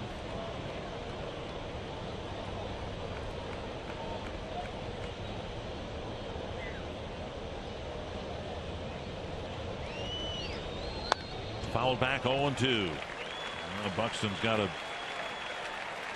try to put the ball in play and show some discipline. Tough to do with 2 strikes.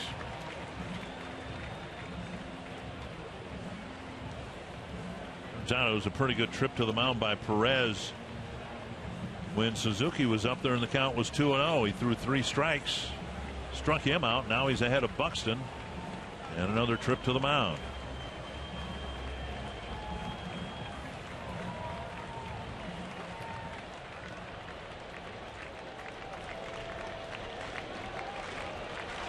Big spot for Buxton.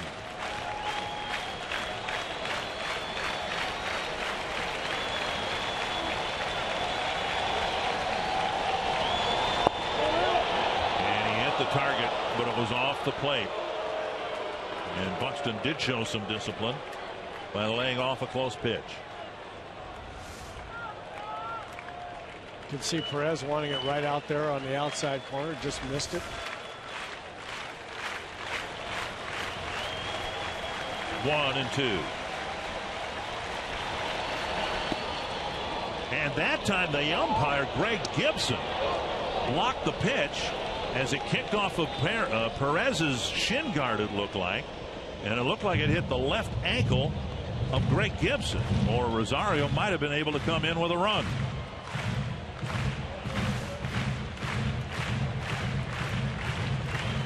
You're exactly right. That Rosario with a pretty good jump on it. If that ball had not hit the umpire, I think he scores on that. 2-2 to Buxton.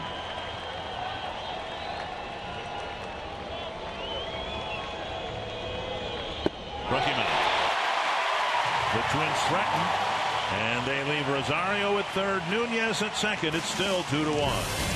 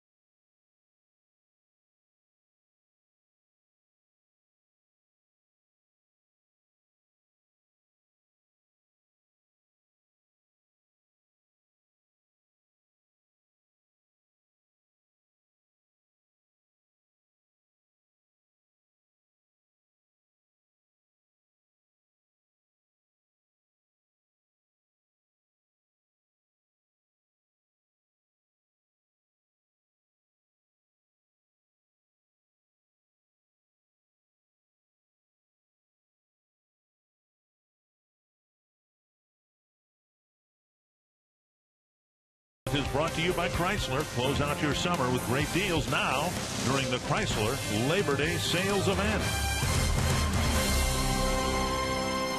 It's in front 2-1. Neil Cott's got a couple of big outs in the 6th inning.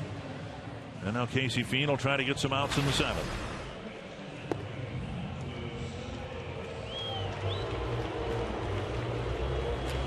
Casey Fiend taking over the role in the 7th inning relief pitcher, trying to get to transition to Trevor May, and for right now Kevin Jepson.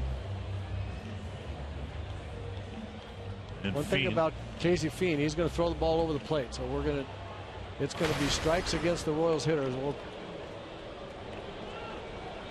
see what happens. Casey's a bulldog mentality out there. He's going to throw it over. Moustakas, first man he'll face. First pitch fouled back. Pitch left up. And Moustakas with 1 strike. Moustakas 1 for 7 in his matchups with Fiend. Perez and Rios will follow.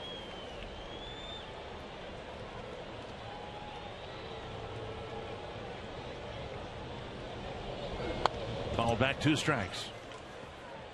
Casey throwing hard. Clocked here at 96. This gun seems a little fast to me. Here for this series, but not by more than a mile per hour or 2. As we look at Wade Davis getting ready for the 8th inning.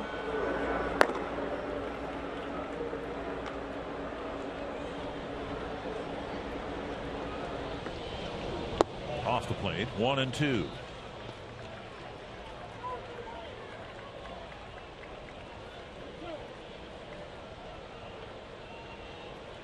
Twins winning here 2 nights ago, 6-2, losing 4-2 last night. And a tight, taut game here in the series finale. Swung on and missed. And Fiend strikes out Moustakas. That'll bring up Perez.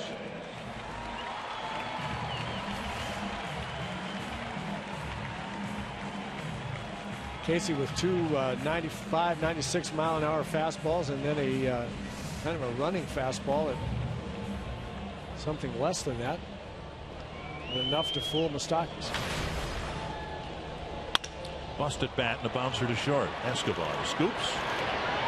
2 down.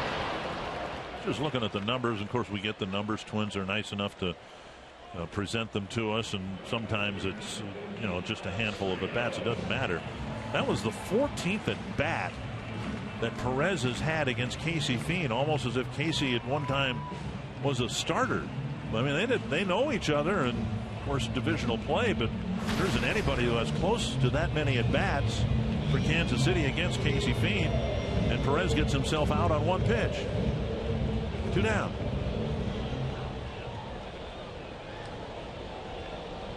Here's Rios, who's only faced Casey Fiend once.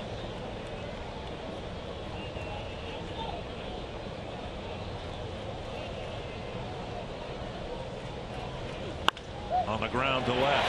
Wins a no doubles defense in the 7th inning, or at least guarding the line for Rios. And he ends up with a single with 2 outs. As promised earlier in the game, we've selected the Data Strong Fan photo of the game. You can tweet your strongest fan photo to North Data Strong Fan for a chance to be featured in an upcoming broadcast brought to you by T-Mobile. Stocking caps are out. You said it's late summer? I'm guessing that's an older photograph. Won't be long, though. Don't say that. Bet you come World Series time, whenever the Twins get there this year, next year, whenever it is, we'll see a lot of stocking caps at Target Field.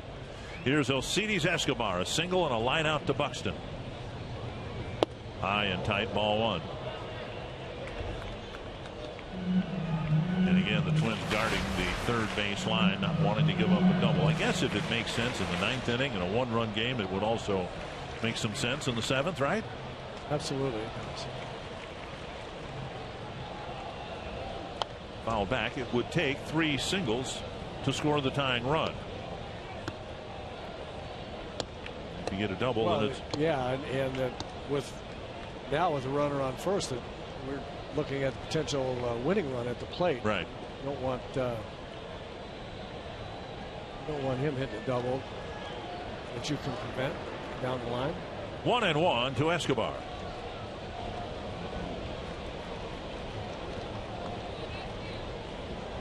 2 for 8 against Fiend.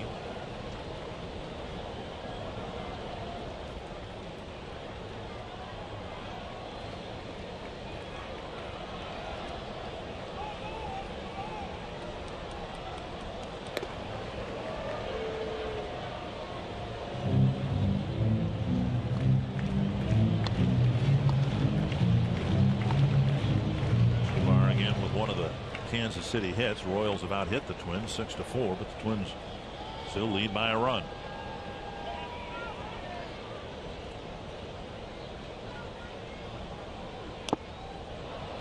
I'm on a 86 mile per hour offering. 1-2. A little slider or cutter there, not in the best of spots. He kind of got away with one there, but the speed fooled Escobar a bit.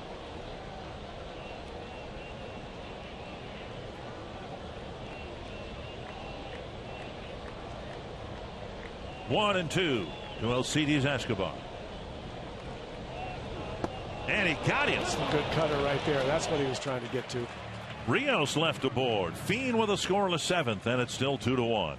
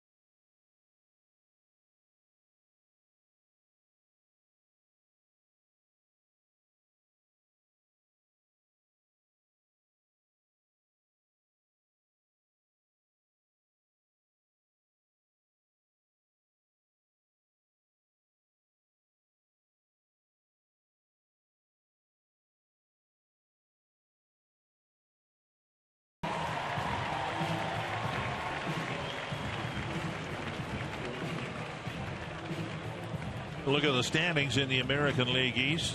The Blue Jays idle, 20 games above 500. Each team now has played the same number of games.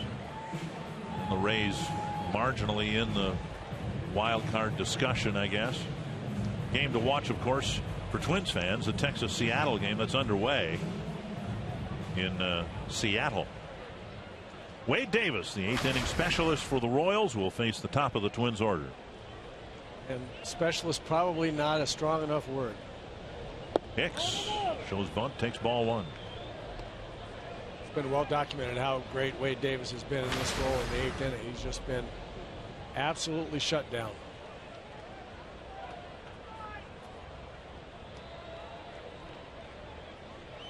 James Shields, who was the centerpiece of the trade, sent Will Myers to St. Petersburg, and Shields and Davis here. Shields is with the Padres now, and Davis is still getting some big outs for the Royals. It's not close. This Kansas City bullpen last year was the best in the American League, and they have put together again a very impressive staff.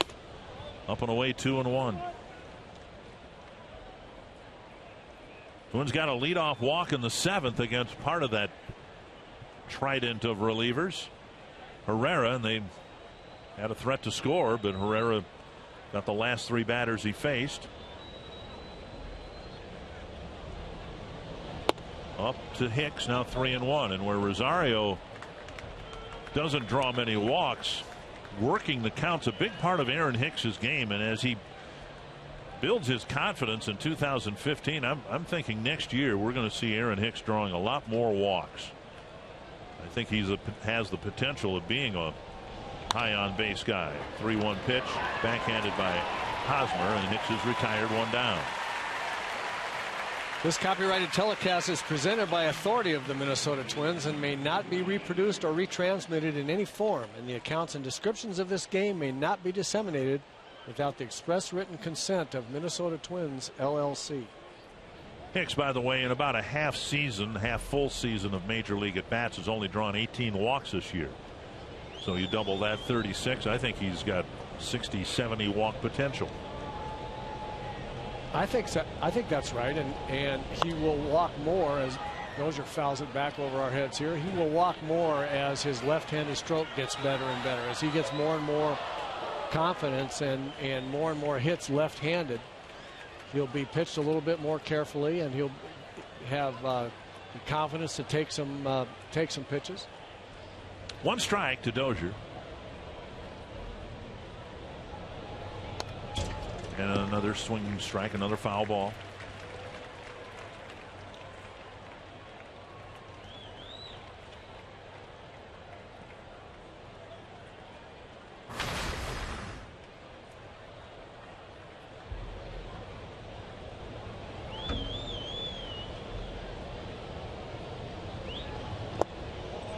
One and 2.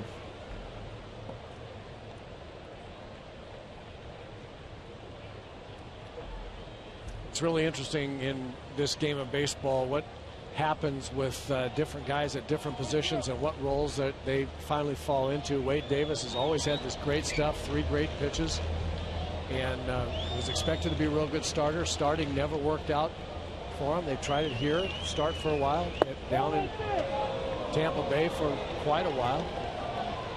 Tampa Bay finally kind of gave up on him and became the 8th inning reliever for the Royals. As we look at the last pitch, just inside, and the role suits him. He found his niche, and he's about as good as there is at doing this.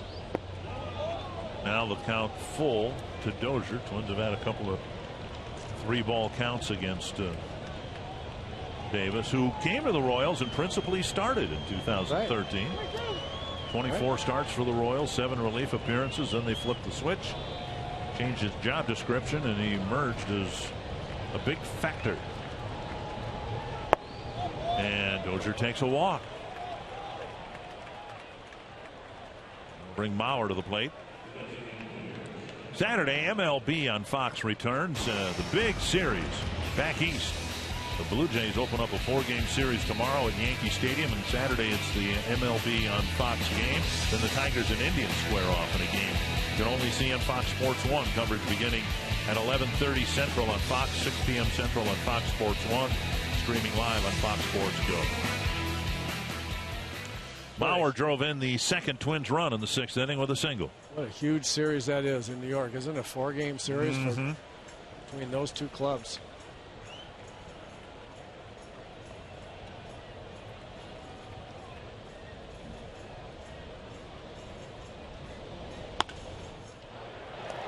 Zobrist to Escobar. And Davis issues a walk. Mauer bounces into a double play. And the Twins send 3 men to the plate in the 8th.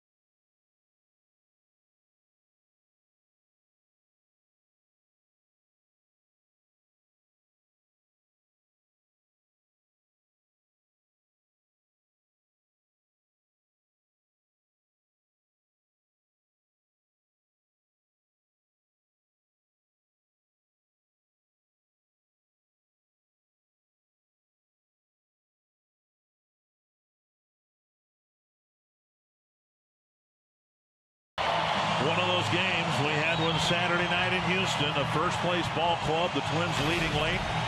Casey Fiend got the Twins through the 7th. Now Trevor May will try to get them through the 8th. Top of the Kansas City order, starting with Zobrist, who homered his last time up for the lone Kansas City run so far. Gordon and Kane will follow.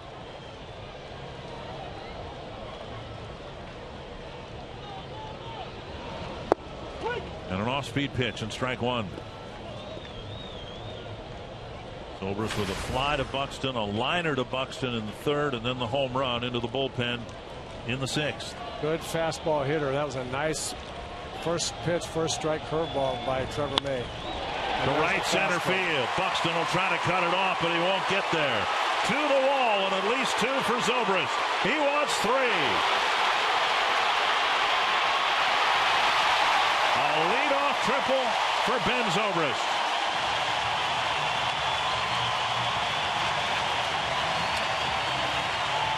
He hit it in a perfect spot. If Hicks and Buxton couldn't cut it off, it couldn't be cut off. Well, I said he was a good fastball hitter. Trevor May's got a good one, but this guy has got some kind of short stroke on fastballs. I think he's one of the better fastball hitters in the league. And he got a high fastball there at 95, 96, but he just turned it right around. And now Gordon singled his last time up. Infield in, nobody out in the 8th.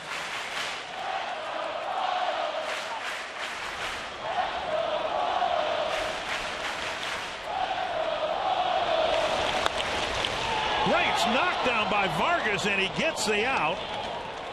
Gordon on one pitch is retired, and that's a heck of a play by Kenny Vargas. That is one heck of a play by big Kenny Vargas. Like a big cat over there. Gordon hit it really well. This ball looks like it's going down the line for sure. Kenny dives for it, knocks it down, tags the bag, has the presence of mind to check to see where the runner is. That's a really, really good play. One down. Infield in now for Kane. Kane 1 for 2. Hit by a pitch in the 6th. He was Pelfrey's last batter.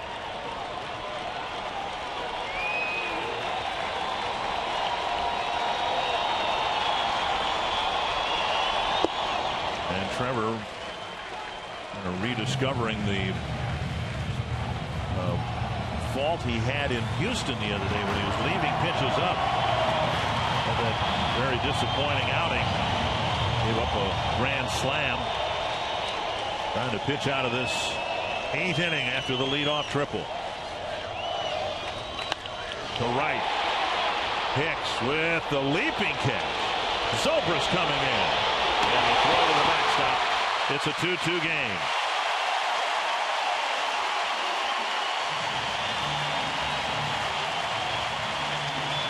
That ball sailed on Hicks, and he had to actually jump to make the catch, and then just made a desperation throw toward home plate. Yeah, the ball was hit very hard, and he couldn't get behind it. If he retreats on that ball, he has no chance to throw Zobrist out at the plate. He had to hope that he could make the catch and turn the throw around and just airmailed the throw. 2 down, but the Royals have tied it up. And now here's Hosmer.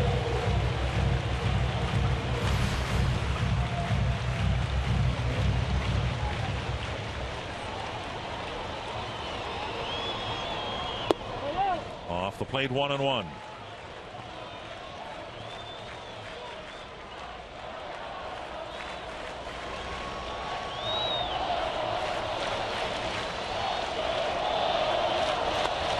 Back, and the Royals attacking May like they did yesterday's starter Kyle Gibson, wanting to get deep in the count. Holland will get the 9th inning whether the Royals take the lead or not. Well, one of the reasons they're being aggressive on fastballs is because Trevor wasn't able to get his other stuff over very well. No, says Jim Joyce. So they're going to be on the fastball until he proves that he can get something else over.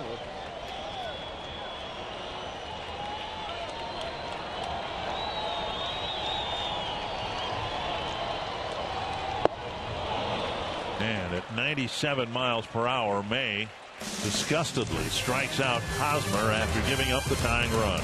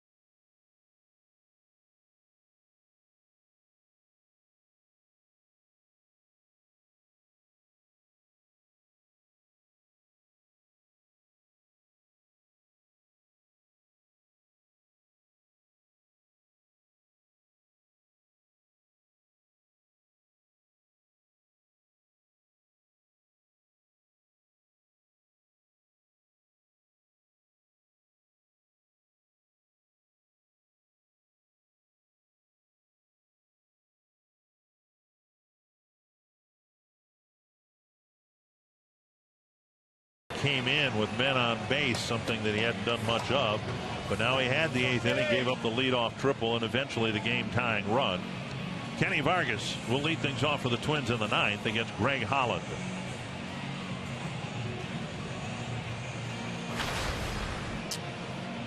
Well, it doesn't get any easier once you start the 7th inning parade of relievers, and Ned Yost of the Royals has at his disposal Greg Holland, one of the best in the business, closing out games.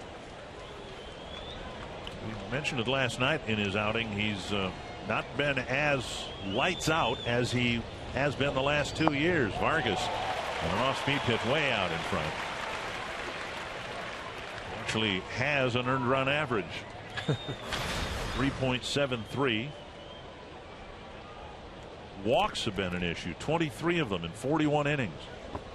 Yeah, he has not been as in total command of the strike zone as we're used to seeing him. Not just walks, but falling behind hitters. 1-1. Stroke to right and down for a hit in front of Rios, and Vargas is aboard. We'll see if the Twins leave him in the game or pinch run for him. Oh, I think they're going to pinch run almost assuredly. And it'll be Danny Santana running for Vargas. Regular first baseman is Mauer, and he is the designated hitter, so it's going to create a little bit of a different situation. We've seen Trevor Plouffe over there. We've seen Trevor play the 9th inning, or first base in the 9th inning.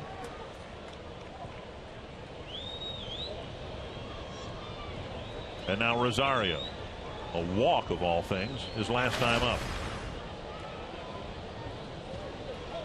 2 years ago, Holland emerged as a dominant closer, 47 saves, an ERA of 1.21. This year's ERA 3 times higher than that. Rosario squares and takes ball 1.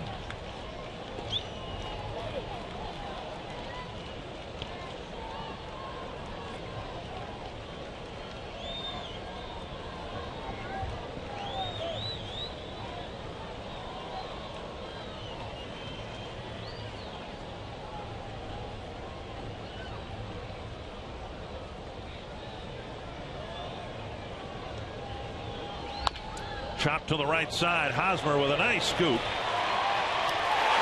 Double play.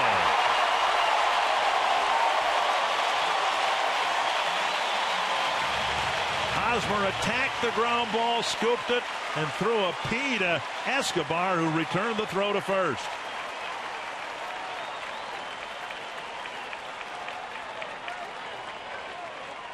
I don't know whether the Twins might challenge this or not. Well, Hosmer's terrific over there. He went in and got a short hop, made a good throw to Escobar. Back to Holland, who had gotten there as a first, had acted like a first baseman. Twins don't challenge it. And Rosario bounces into a double play. Base is empty now for Nunez. Such a big double play in the 9th inning. So Rosario squared a bunt on the first pitch, and then 1 pitch later there are 2 outs, nobody on. Strike 1 to Nunez. Here's the look at, there's the ball in the back of the glove, and it got him. Paul Molitor gambling there. He'd had him square around a bunt. If the pitch had been a strike, I think he was up there to sacrifice bunt, and Paul gambled that he'd get a fastball that 1-0 that he might be able to drive. Moustakas charges. And Holland faces just 3 men in the 9th. In a tie game going to the bottom of the 9th.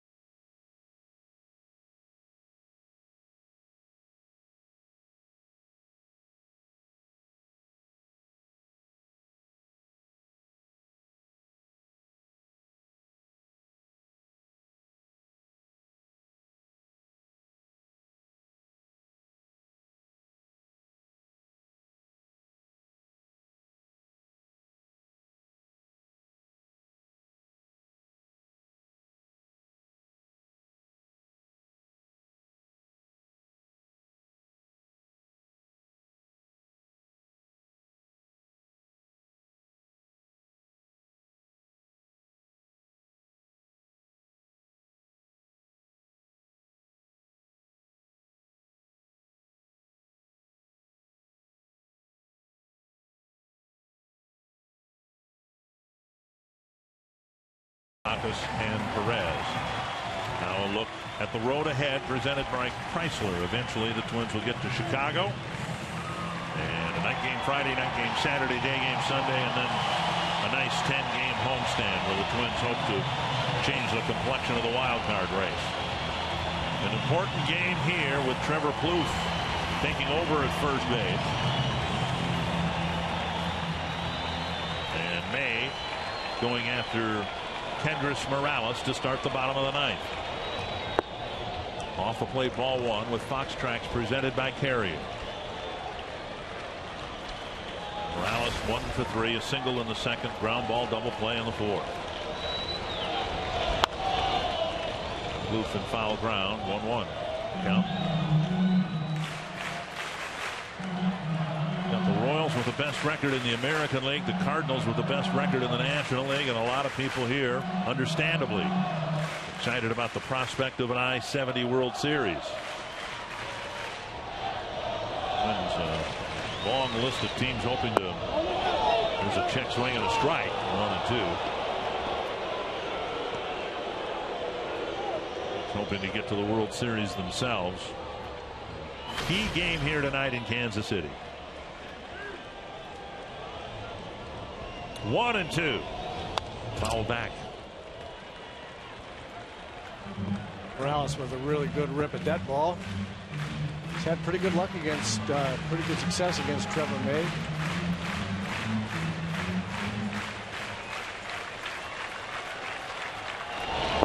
Struck him out on a pitch down and in. Morales is gone on strikes.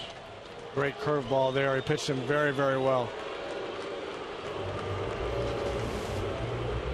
Twins will get their 6th look this year at Chris Sale on Sunday afternoon. Kyle Gibson has pitched a complete game yesterday.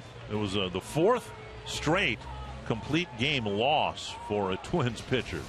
They haven't had a complete game win since Andrew Albers a couple of years ago. Here's Moustakas. There's ball one. Moustakas 0 for 3. Bounced into a double play his first time up. Struck out his last time up.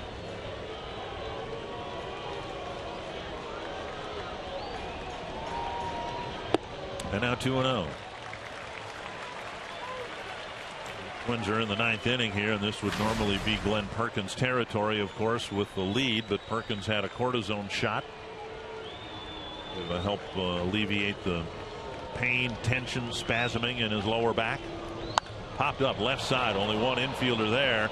Nunez in short left field, and a ball dropped between Rosario and Nunez.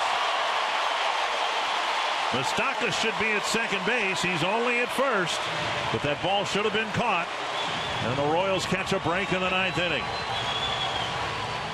Very, very tough play for Eduardo Nunez right there.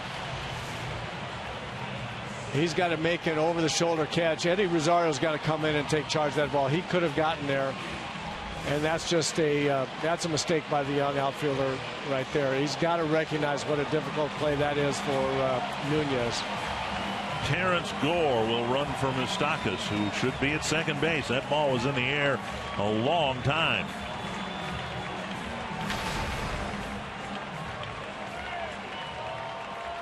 And the batter is Salvador Perez.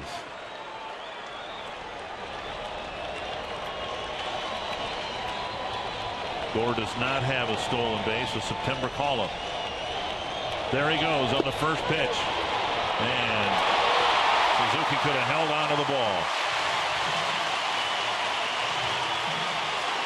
Or we would normally see Gerard Dyson. 23 of 25. Instead, it's Gore who gets the pinch running assignment. Well, not a particularly great jump, but some really good speed right there. That young man can really run also. That wasn't what you would call a fantastic jump, but boy, did he get to second base in a hurry. 1 strike to Perez.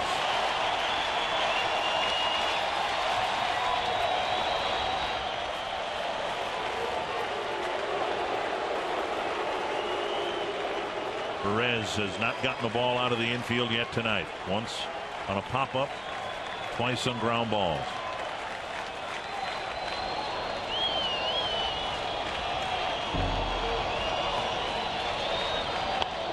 Fouled away, 2 strikes.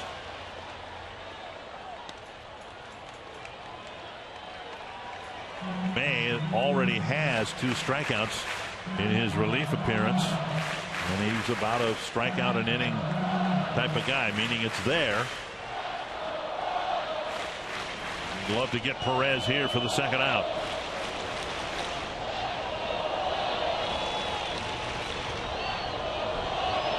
Breaking ball blocked nicely by Suzuki, and it's 1-2.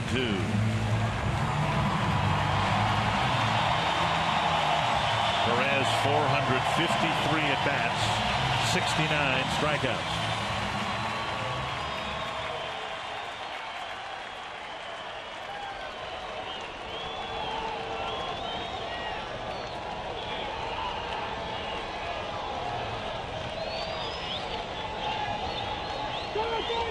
Time called by Greg Gibson. May fired it into the dirt, perhaps because he was altering his mechanics.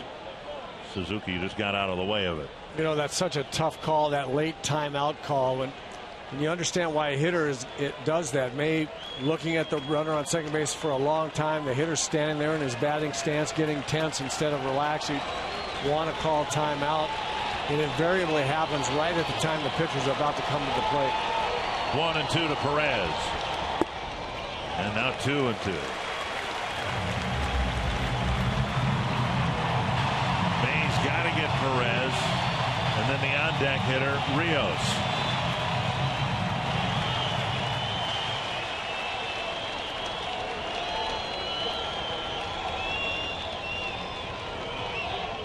Foul back. Trying to bust a fastball past Perez.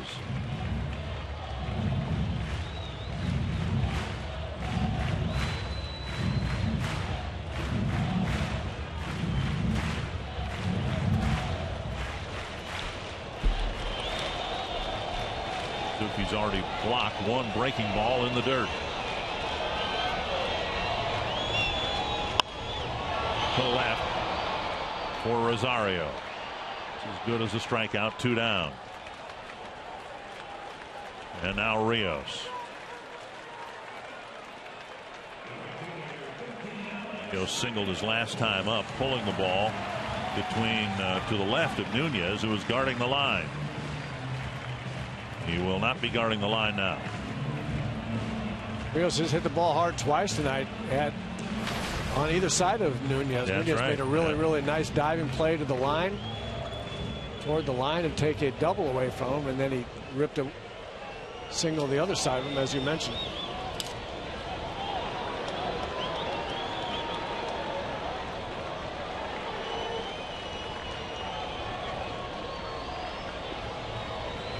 May to Rios.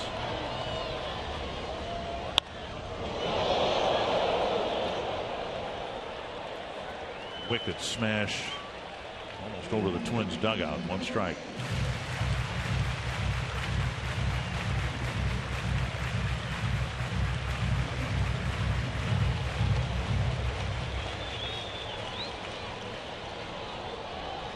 Dozier trying to keep Gore close at second base.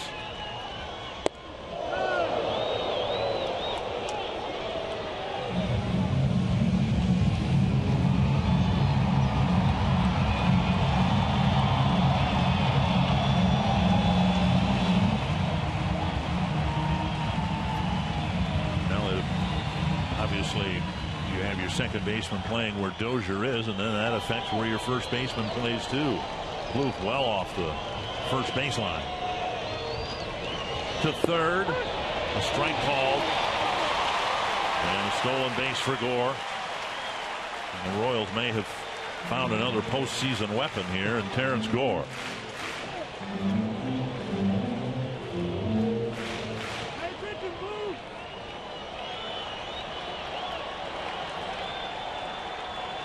On the postseason roster last year. 1-2. All back. Stole 3 bases in the postseason. 1 in the wild card game. 2 in the ALDS. Twins in '91 had a Gore type Jarvis Brown. He was on the postseason roster just because of his speed. See where they go with this pitch. Trevor May doesn't want to get on it, beat on anything other than his best pitch was his fastball. Let's see where he goes. And Suzuki with the winning run at third makes another block of a pitch in the dirt. He got beat in Houston on his changeup. Remember, Jed Lowry hit the grand slam. This ball had a 59-footer that Suzuki makes a nice block on to save the winning run. But 2-2 to Rios. Came out of Houston vowing that he wasn't going to get beat on anything but his best pitch. Escobar recovers, fires, and gets the out at first base. He blocked it with his chest, picked it up, and fired to get Rios at first, and we are heading to the 10th inning.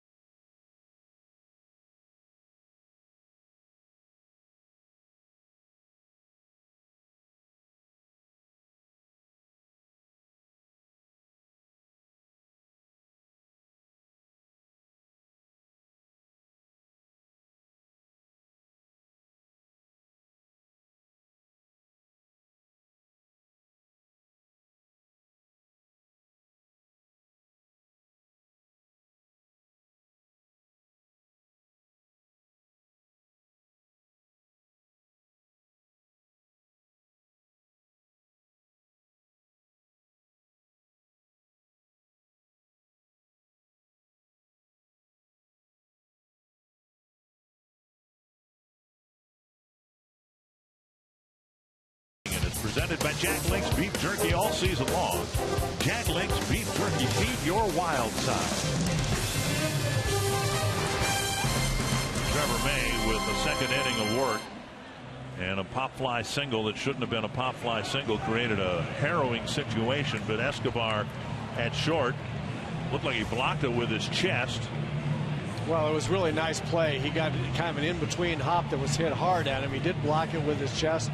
Kept it in front of him, picked it up with the bare hand, and used that good arm that he's got to throw out of Rios, who really runs pretty well. That's a nice play, a harrowing play, and the stomach in your throat kind of play for the shortstop, but he made it.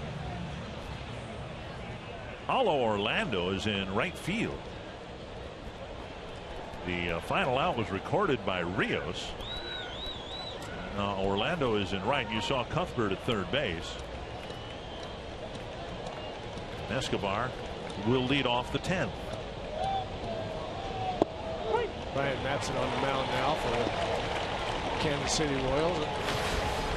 He's absolutely no slouch at coming out of the bullpen as well. You see the 2.58 ERA, 47 strikeouts, only 12 walks in 52 innings.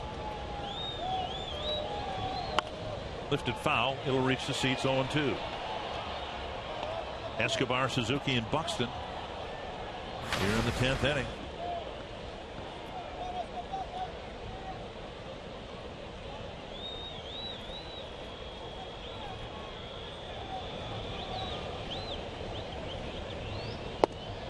And Escobar on 3 pitches, strikes out, 1 down.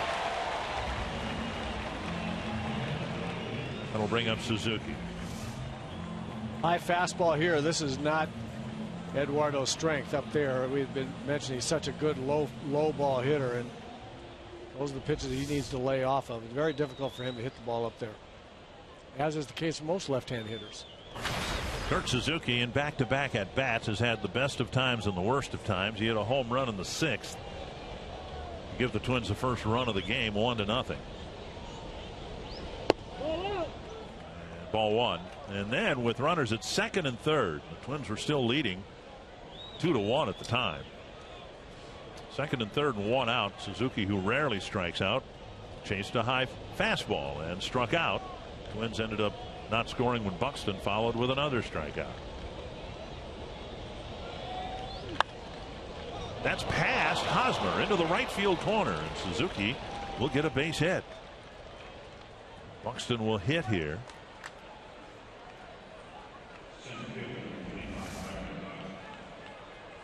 Nice hitting by Kurt there. Fastball kind of sinking down and in. The inside out of the ball the other way.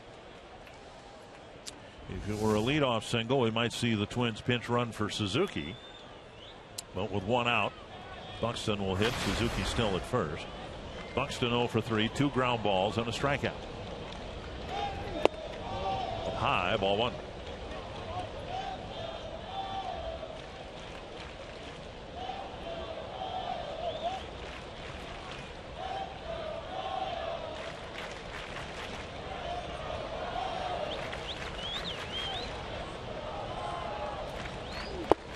And a strike, 1-1. We saw in Houston Buxton stringing together some better at bats, driving the ball to the left center field gap. We only got 1 double, but he hit 3 balls hard in that direction. He was robbed once by Gomez in center, and the other time by Marisnik.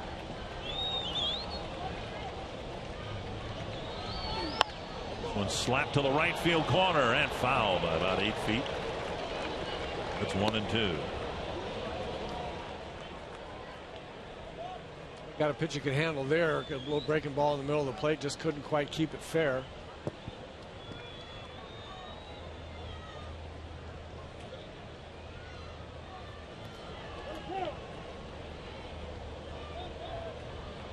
Still trying to get his bearings up here at the major league level.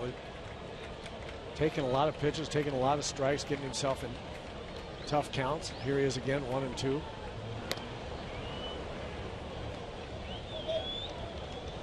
Edson with a "Hey, I know you're over there" throw.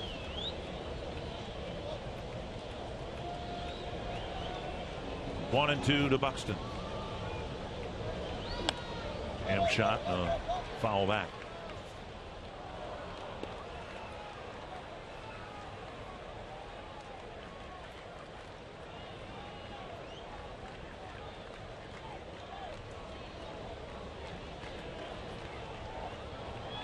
Seattle leading Texas 3-0 early in that ball game. Twins trying to pull one out here in Kansas City.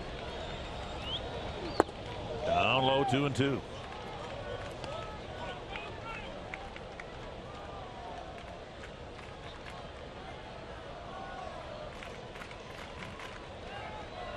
Hicks hoping for a chance with a man in scoring position.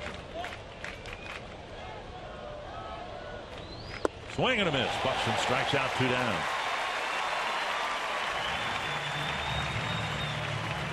And Hicks will come to the plate. Twins might need an extra base hit here to take the lead. Madsen with a little change up there. Fools Buxton after seeing fastballs and one little breaking ball. That was a pitch he hadn't seen before. Hicks on the day, 0 for 3 with a walk and a run scored.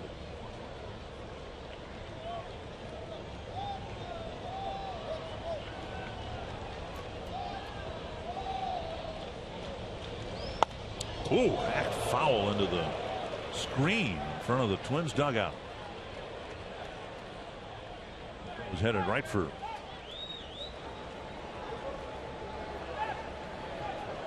Rudy Hernandez, perhaps. 1 strike. You don't want to do that to your own dugout. A little grief about that afterwards.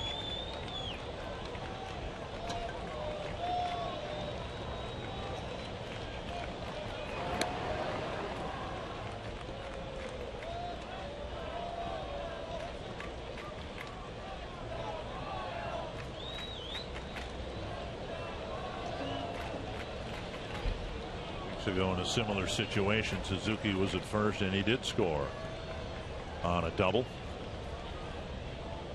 late in the ball game. Here's a drive to center field. Kane going back and he makes the catch on the warning track. Hicks hit it hard about 400 feet from home plate.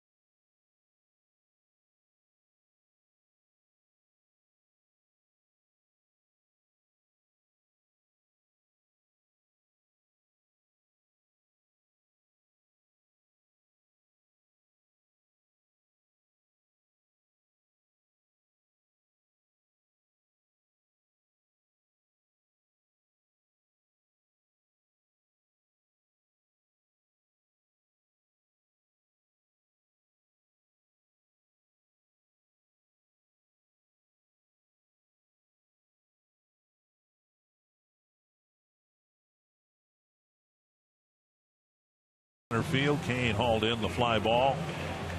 And now Brian Dunsing comes in to pitch to the Royals in the bottom of the 10th. Dunsing will see Escobar, Zobrist, and Alex Gordon, a right-hander, a switch hitter, and a left-hander. Get the Twins back off the field and see if they can put a number up next inning. Dunsing's numbers have gotten better as the season's worn along. As we said before, Neil Kotz sometimes has gotten the outings that Dunsing would normally have gotten. A run allowed here or there. But Dunsing, a veteran, asked to take this game to the 11th inning.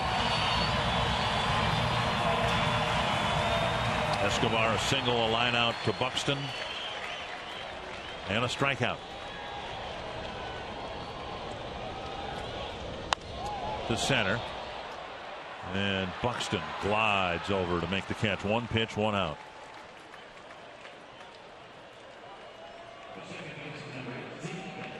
And that'll bring up Zobrist. He has scored both Kansas City runs here tonight with a couple of extra base hits. Well, in the 6th inning, he got a high changeup and a split finger that didn't split much. Stayed up and he drove it in the bullpen.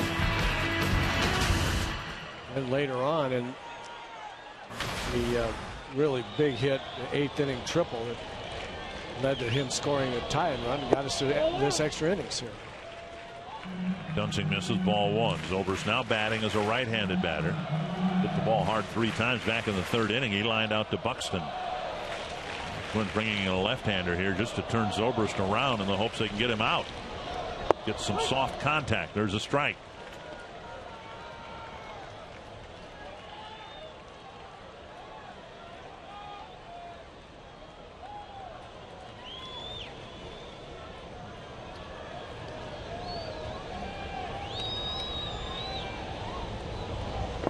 And now 2-1. Nunez a step or two closer to the third base line. He's doing a little groundwork there, but he will start the pitch about 4 feet from the baseline.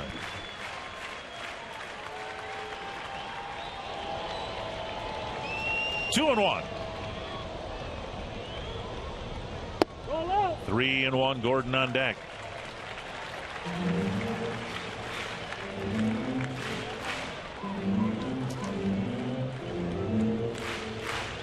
Sings college roommate and very good friend Alex Gordon on deck. Strike called, and it's a full count. Zobrist is 0 for 6 against Dunsing. Good pitch here by Bryant, 3-1. Right on the lower perimeter of the strike zone. Big 3-2 pitch here. Zobrist has been very, very good from both sides of the plate since he came here to the Royals. Actually, this season, been very good and very good right-handed. Even better than left-handed. And Zobrist might have chased one out off the plate, a foul ball.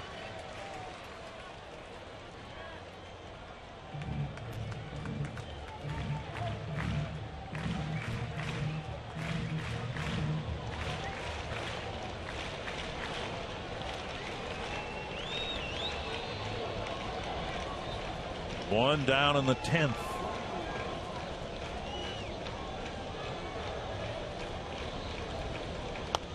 And a breaking ball fouled back.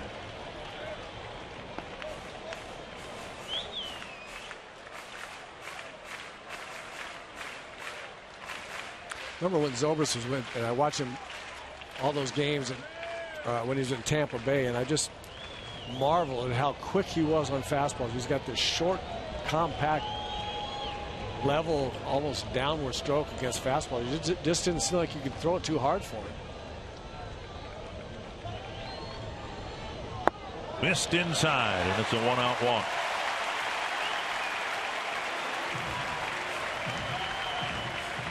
And now Gordon. One Cornhusker against another. Dyson now comes off the bench. He'll run for Zobrist.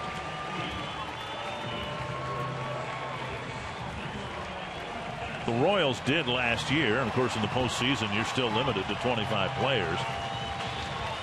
They just decided they were going to go with their regular players and then have guys on the bench who did something very, very well. In this case, run. They had both Gore and Dyson. They used Gore in the last inning of the ninth. Now they'll use Dyson. Dunsing with a good move to first, but Dyson has a big lead. Ball one. College teammates Dunsing and Gordon were in each other's weddings, and they faced each other 33 times.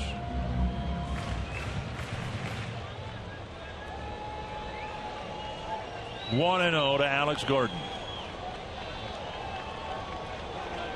Delayed steal, and Dyson will get second base on a strike. Dyson kind of stutter stepped and then just took off, and Suzuki didn't bother throwing. I don't think it was even a delayed steal. I think he thought he had a good jump, wasn't sure, hesitated. Watch him here. He starts off. That was just a stutter step. He wasn't really sure at first when he started to take off whether he was right about the jump, about the read on Dunsing's move. But once he took off, it was too late anyway. 24 for 26 in stolen bases. The count 1-1 to Gordon.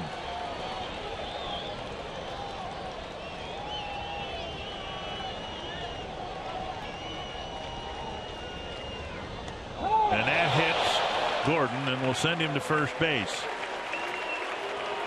And as you saw in the graphic, that's the second time Dunsing has hit Gordon with a pitch. So a walk, now a hit batter. Paul Molitor to the mound here. He's going to bring in a right-hander to face Kane.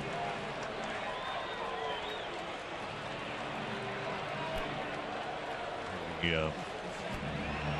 Twins will bring in Blaine Boyer, but Kane's followed by another lefty, Eric Hosmer. So the Twins in a bit of a jam again here in the 10th.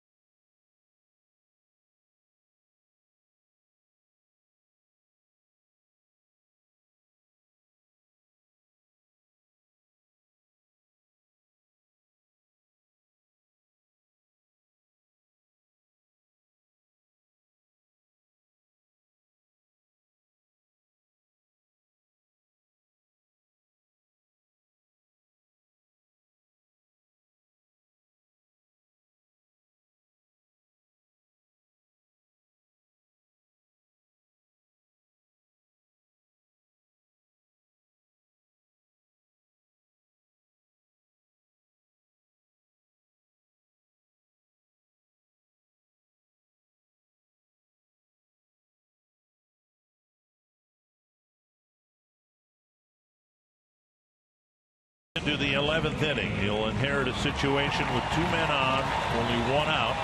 The first batter he'll face is Lorenzo Cain. Provided he gets him, he'll have a left-hander in Eric Hosmer.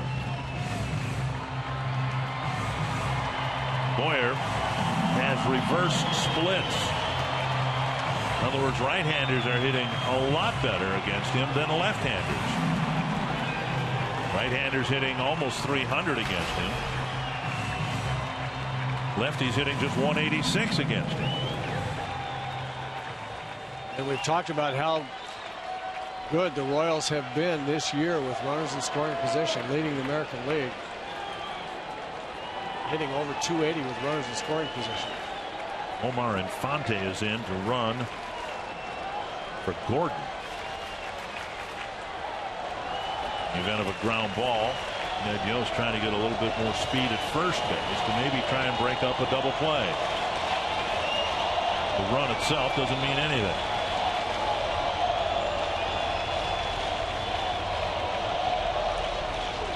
Swing and a miss with Boyer glancing at Dyson in the midst of his delivery to home plate. He broke from the stretch, took his eyes off of home plate and looked at the runner. This is the latest I think I've ever seen someone not look at the plate. Start your delivery right here, looking at the plate, look back, and throw good fastball right down the middle. 1 strike to Cain.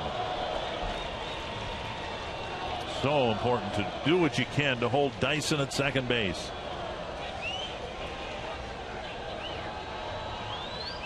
And there he goes. Throw to third. Safe. 2 strikes to Cain, and Dyson a little slow in getting up. Nunez really dropped a tag hard on him. I don't know whether that's what he is dealing with there or not.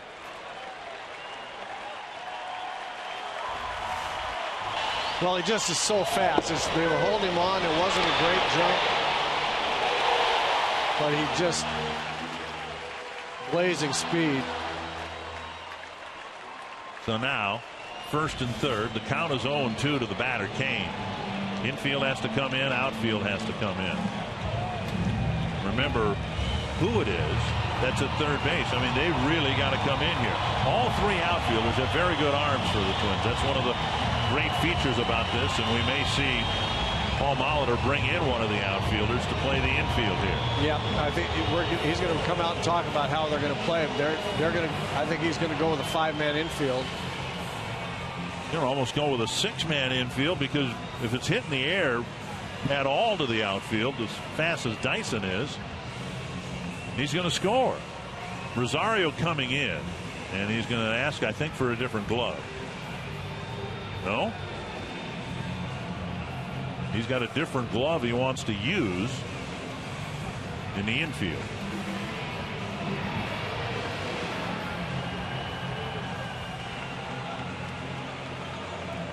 Well, Rosario, for the time being, will come in and play somewhere in the infield. And you have 2 really, really great arms in the outfield. The only thing you can hope for if the ball's hit out there is A, it's hit right at him, and B, it's not. It's a short fly ball, because you're right. Dyson is going to gamble. He's going to go on just about anything hit to the outfield. Saw him a few years ago when he first came up with the Royals. Score. I can still see the play. Alexi Casilla was playing short or third, and Casilla made a catch on a little pop-up with his back to the infield, just barely in the outfield grass, and Dyson tagged and scored.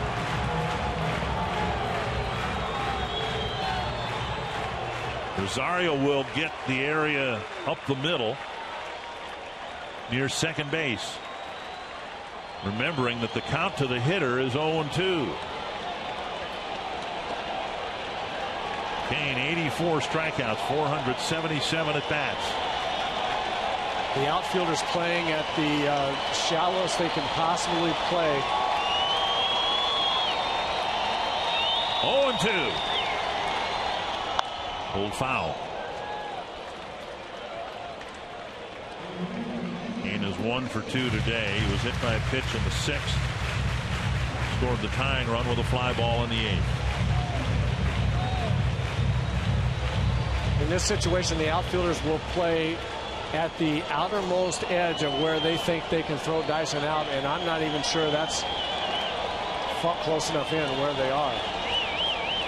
Another 0-2. Suzuki backhanding, ball 1.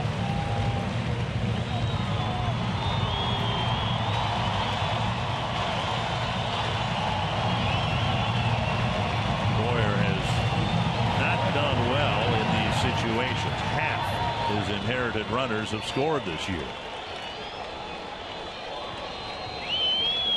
Only one he cares about now is Dyson. Boyer with the catch. He throws home. And Dyson runs into Suzuki and runs into an out. Boyer took his time, and that's how fast Dyson is. Suzuki slow in getting up after the collision. And the Royals are complaining, at least Dyson is. He had nowhere to slide. Well, that was because of the throw where Boyer threw the ball. There was nothing Kurt could do about that. But more concerned now is Suzuki after the collision with Dyson. Ned Yost is going to come out and get Dyson out of Greg Gibson's face.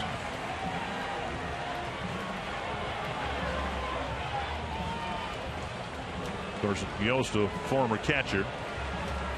And what we learned, as we're very concerned about Suzuki, and they're going to have to get Suzuki out of the game. And Paul Molitor calling for Chris Herman to get the gear on. Suzuki, the best compliment you can give anybody, any athlete. He's tough as nails. Oh man, that's a bad sign. And it appears his left leg took the brunt of Dyson's slide. Unavoidable in any case. With the throw, Boyer spun and threw to home plate, but the throw was up the line, and Suzuki had to reach into the runner to make the catch. Here it is right here. I don't understand the nonchalance here. That he took a lot of time and then threw the ball way up the line, right into the runner. Kurt had no other option. You see here, he makes a nice play, and then kind of lollipops the throw to the plate and threw it into the line. And Kurt was really hung out to dry there. Yeah, it wasn't a force play. The tag had to be made, and Suzuki, in lunging for the throw, left himself very exposed to the runner. And getting back to the play in Houston, here's another look at it. You can see Suzuki reacting to the throw, and that left leg buckled. And that's a heck of a play by Suzuki to hang on, to catch the ball. Oh, just to catch it first. And then to hang on to it. Yeah, absolutely. It was a great play. Now they're reviewing this. You can see the crew chief Jim Joyce and Greg Gibson looking at this to see whether there was a violation of the running lane, and if they had overruled this and allowed the winning run to score after what we saw in Houston, the entire Twins dugout would have erupted onto the field. What we were told is that the catcher in the case in Houston, Hank Conger, is within his rights to react to a throw that was sailing up the line.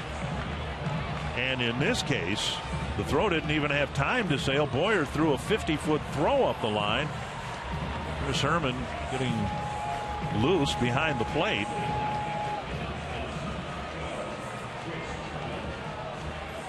And Joe Favre, who I talked to after that controversial play in Houston, said, you know, the more they looked at it, the more they thought that they got the play right in Houston. And boy, they should be grateful that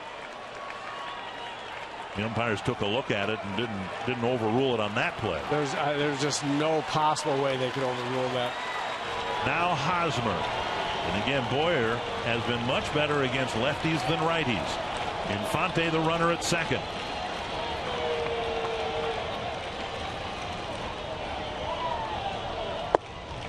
Strike called. Dyson retired at the plate. Infante at second. Kane at first. Boyer has come in throwing strikes. He's made some real good pitches, both on Kane and now the first pitch to Hosmer.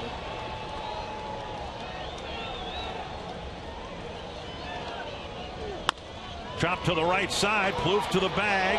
Or Boyer to the bag, with Plouffe going to the ball. And the Twins survive a serious threat in the 10th. We will go to the 11th.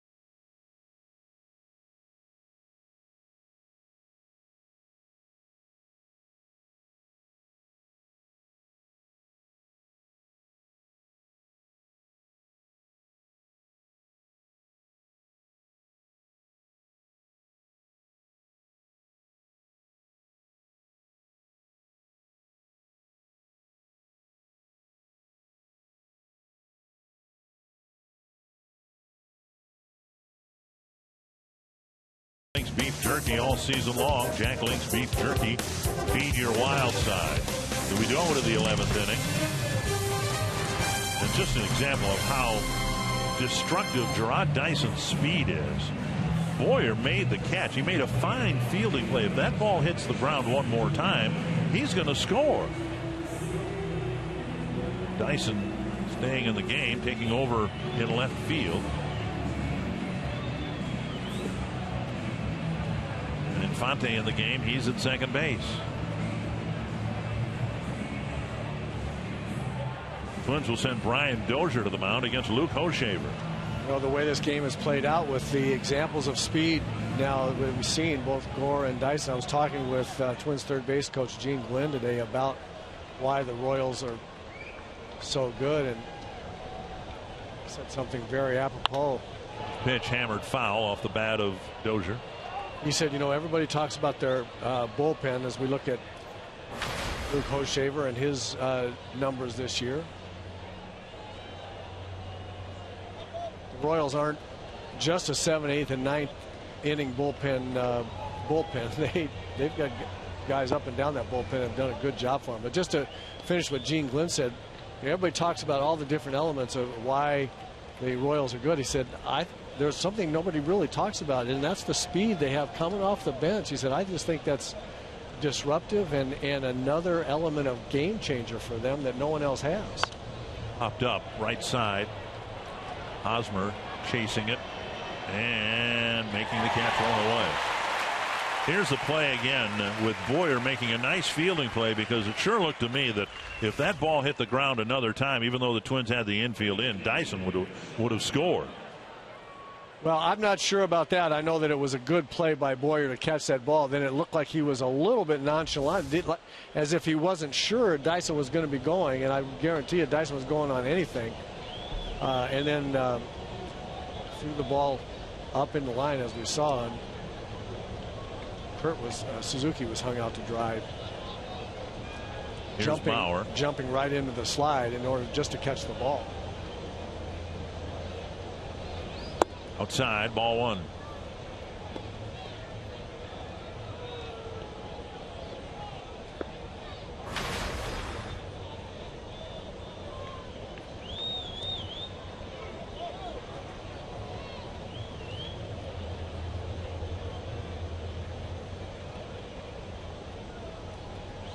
Swing and a miss. 1-1. Well, we were talking about it before, and you brought it up again. The speed element that the Royals had in their bench in the postseason is an interesting departure. You know, I mean, the Twins, as we said, with Jarvis Brown, tried to have a pinch runner type on the bench. Maybe a pinch run for a Kent Hrbek or a Chili Davis, somebody like that, 1-1. But to have players, plural, that are so fast, you know, rather than have on your bench players who can do what somebody else can do, only not as well, they brought a different element. The fastest guys on the team came off the bench and helped get the Royals to Game 7 of the World Series. 2-1. And now 3-1. With Plouffe on deck. Thinking about those guys, especially with Gerard Dyson, I mean, that's not all he can do. He can play the outfield defensively very, very well. So it's not like you've got an absolute nothing else on other than speed. But you're right. What he does bring and what Gore brings is just being faster than most everybody else around. 3-1.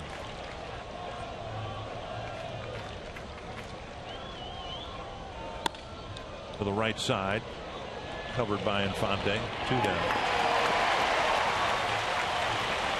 And he's probably too fast for his own good, because he's more of a weapon on the bench than he is in the starting lineup, because they can put him anywhere they need to in the late innings. Same too with Gore. 2 down. And now Plouffe. Plouffe entered the game after Vargas singled in the ninth and Santana ran for him. So this is his first plate appearance.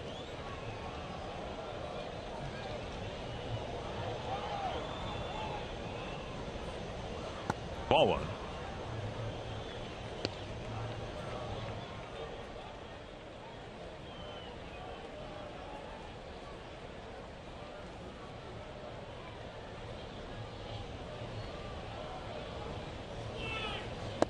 Swing and a miss, 1-1.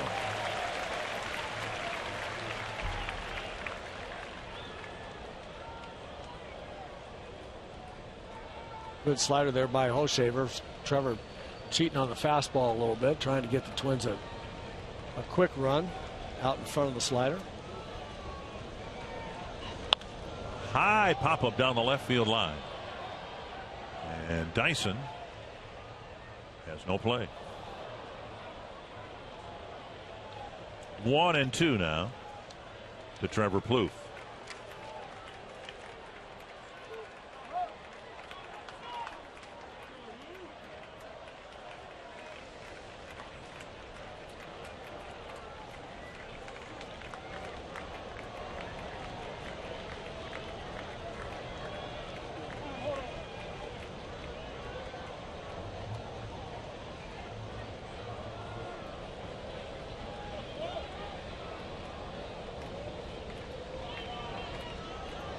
One and two to Plouffe. Waited on it, fouled it back.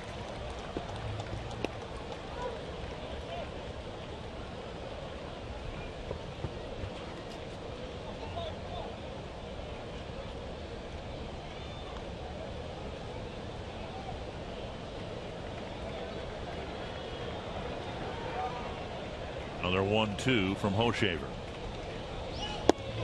2-2.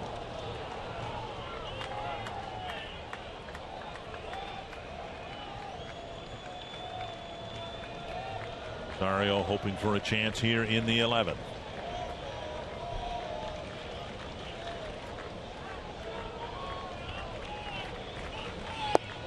Just off the corner, and it's 3-2.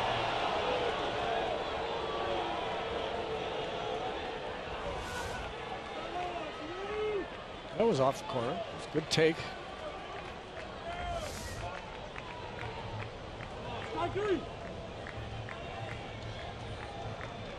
Hochevar really trying hard not to give Trevor anything from the middle of the plate in.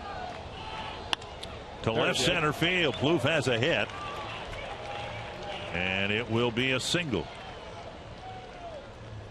And while the Twins have some pinch running options, they don't have any first base options realistically. And with 2 outs, Plouffe will stay in the game. The remaining bench players are Hunter, Fryer, Sano, and Robinson. Remembering that the regular first baseman, Joe Mauer's the designated hitter. And if you put him at first base, you lose the DH for the balance of the game. Here's Rosario.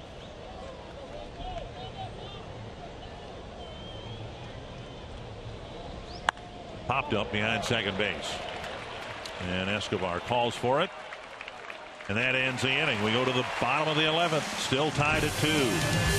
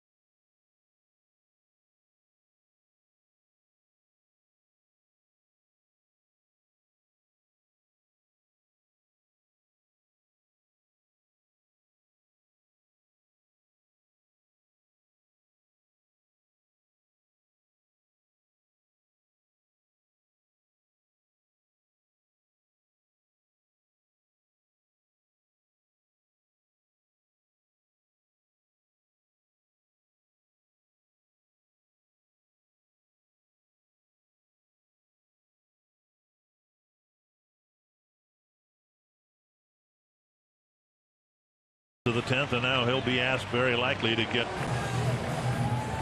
Morales, a switch hitter, and then Cuthbert is in the on deck circle. He would hit behind Morales, and Salvador Perez. Morales a single his first time up.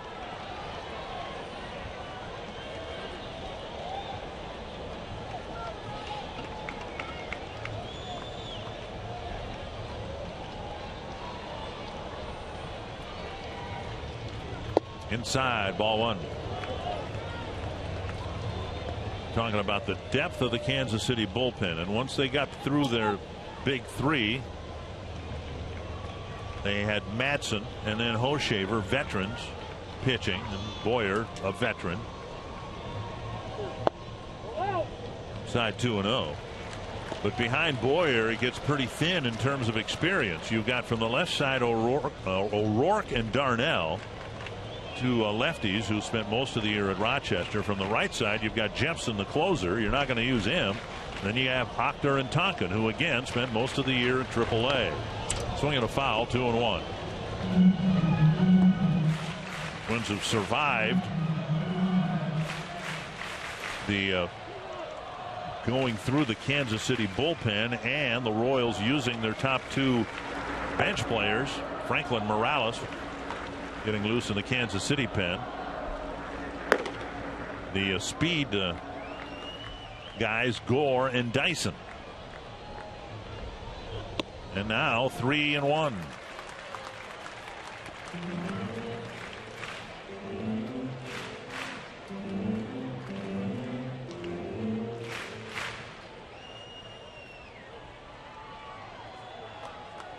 Cuthbert on deck. Yeah, a dangerous pitch here to a real good hitter. 3-1, sitting on a fastball. Chopper, right side. Plouffe to the ball. Boyer to the bag. A nice play for the first out. Very nice play by both of those guys, both Plouffe and Boyer. I'll tell you what, Boyer's had an active outing here. He makes the catch, throws home to get the 1 out. Has to cover first on Hosmer for the final out of the 10th. And then this is a little bit of an awkward play. You're looking over your left shoulder of the ball and trying to find the bag. And Trevor makes a real nice underhand throw back across his body and back behind him to get the ball anywhere near the bag. And then Boyer makes a very nice little athletic play. There you go. That's I knew that's word. what you were waiting for.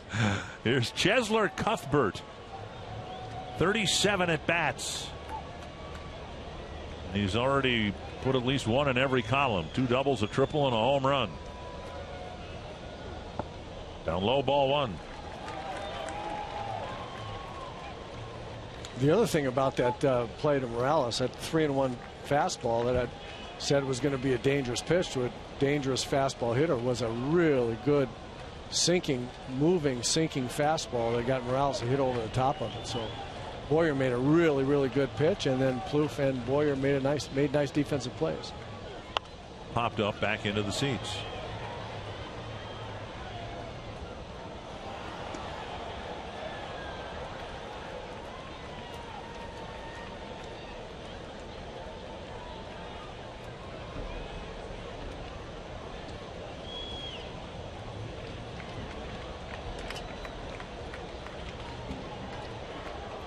One and one to Cuthbert. Another foul.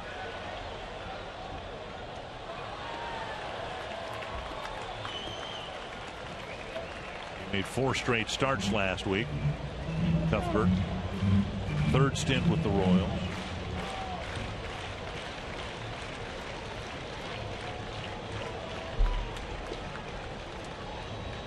One and two to center. Buxton has to run out there in the gap and haul it down. I'm so accustomed to seeing the ball hit in the air out there and thinking it's an automatic out, but Buxton had to cover a lot of ground with that ball carrying out near the track. 2 down. Cuthbert hit it well. You saw Blaine Boyer not happy with himself, a little hanging breaking ball or something. Cuthbert hit well, and Buxton with that great speed runs it down. And now Salvador Perez hitless on the night.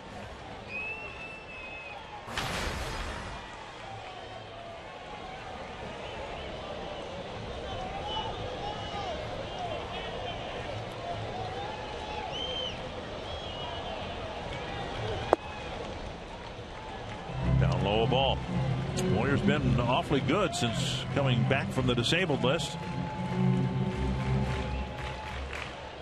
He really has been good. He struggled going into the disabled list, and hasn't given up a run since. Right.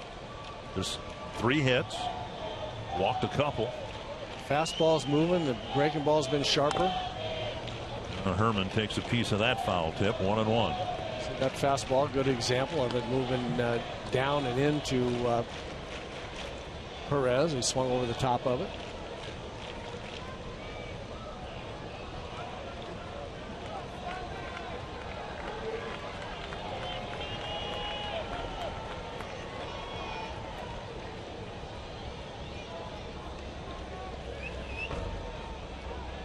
One and one to Perez.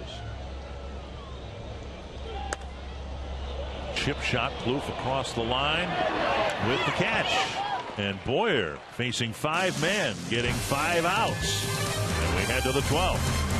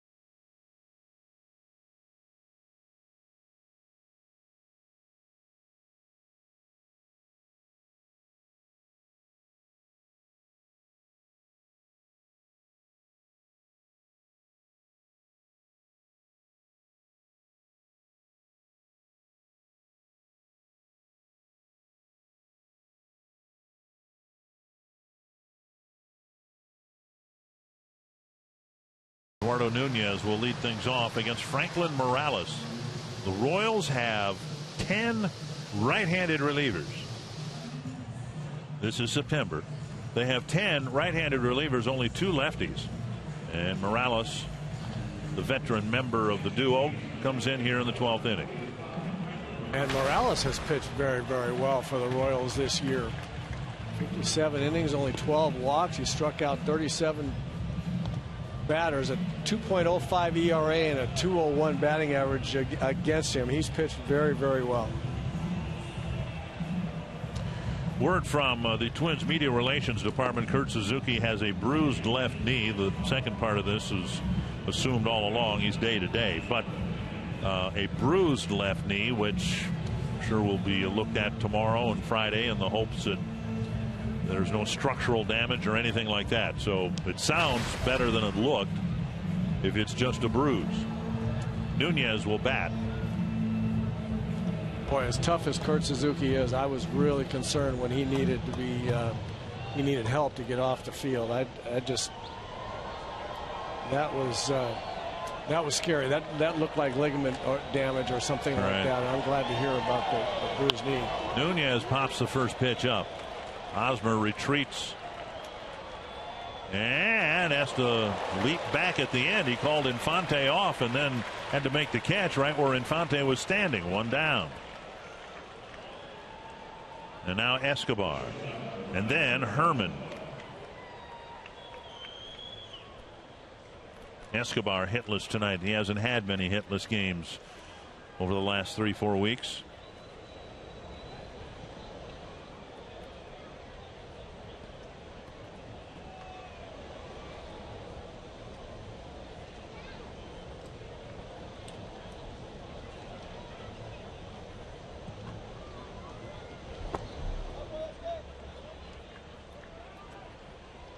The things that makes the Kansas City bullpen so good.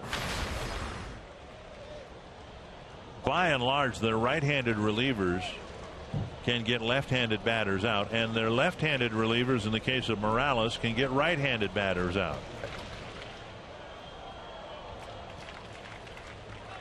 1-0. Dave Island, the pitching coach. Driven deep to left, but it's foul. Escobar hitting the ball where not too many guys can hit it.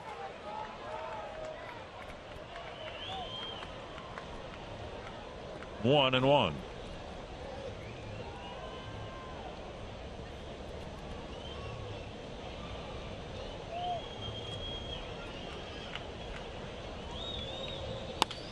Toward the hole, backhanded by Escobar, sets and fires, and what a pick by Hosmer at first. Right in front of the runner. And it looked as if the throw was in time, but Hosmer going down to a knee and making a nice fielding play on a low throw. Well, Escobar makes a nice backhand play as usual. Watch this in between hop here. It's skipped off the grass. Escobar sets himself and throws it. Watch this skid off the grass, and Hosmer has to just hope he can figure out how high that ball is going to bounce. And he is the best in the business over there picking throws, I think. Miguel Sano will make a pinch hitting appearance. He's 0 for 1 as a pinch hitter. He's hitting in Herman's spot. And Sano will hit here, and then in the bottom of the inning, one would think Eric Fryer would be doing the catching.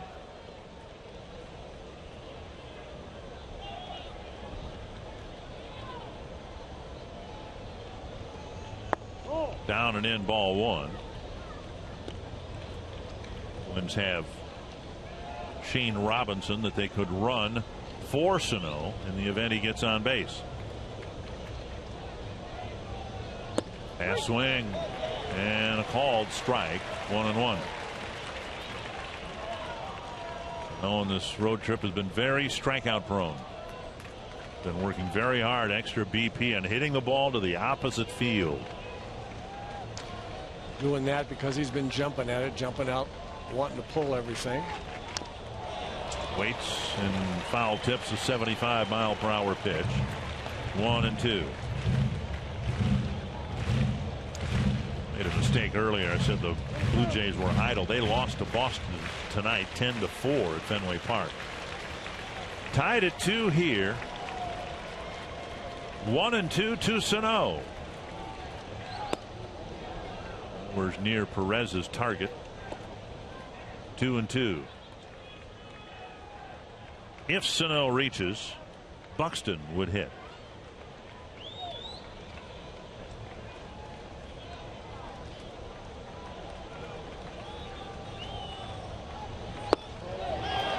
Inside.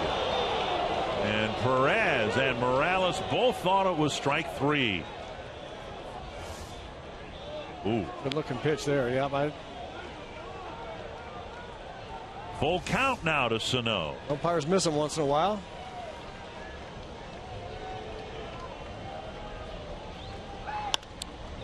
Lifted foul, chased by Hosmer.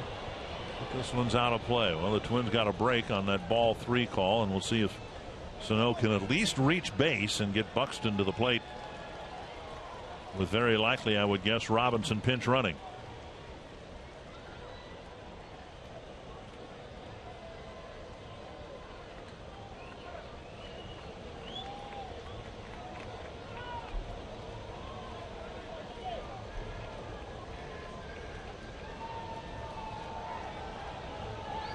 A drive to left field.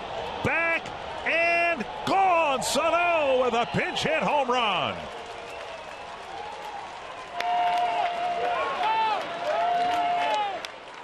And Miguel Sano with a long home run to left puts the Twins up 3-2.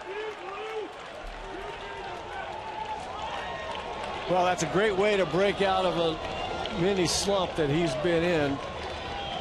Took a little bit of luck. Another strikeout averted by the umpire, looking like he missed a call, and then he got a ball right in the middle of the plate and didn't miss it.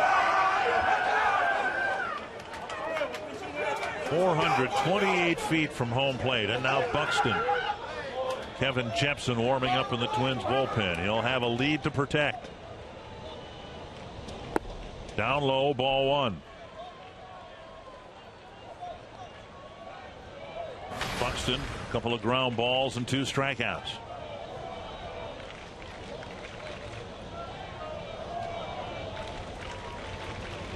Up the middle and a base hit for Buxton. And the Twins with 2 hits since the missed called 3rd strike. And a long home run to left for Miguel Sano, his first pinch hit in his 2nd pinch hitting appearance. Yeah, another bomb. Fastball down and in the middle of the plate. And he tees off on this ball over the bullpen up into the back row seats behind the bullpen. 428 feet. The Twins will get a little greedy here now with Buxton at first, leading by a run. And got picked off. Balk is called. Morales called for a balk. And Buxton, who looked like he was going to be picked off, will take second base on the balk.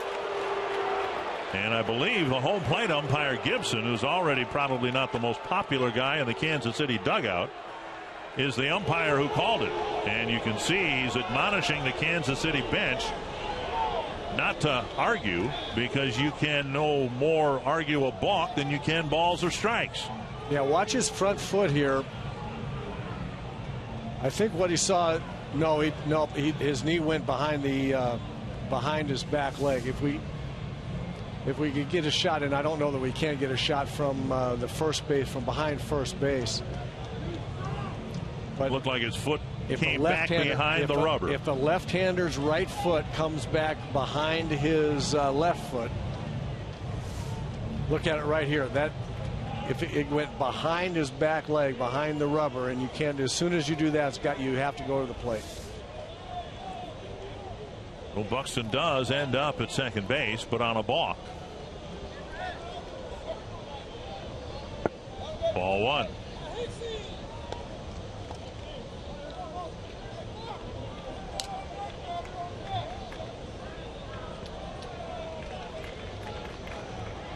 Royals are due to send up Orlando, Escobar, and Dyson. And now Morales can't find the strike zone. potentially a huge home run for Miguel Sano.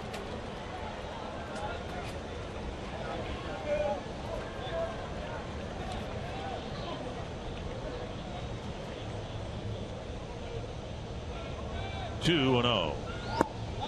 And now 3-0. Dozier on deck.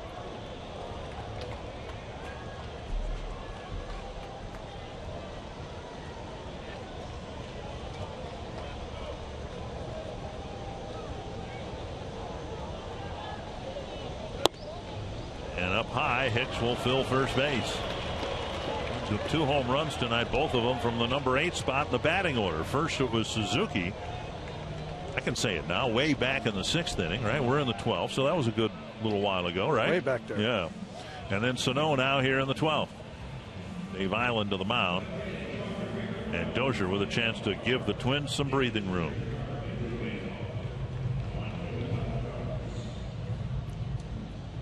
This is as quiet as this ballpark has been in a long time. Yes, about a third of the crowd is left. Jepson, plenty of time to warm up. He'll have a lead of at least 1 run to work with.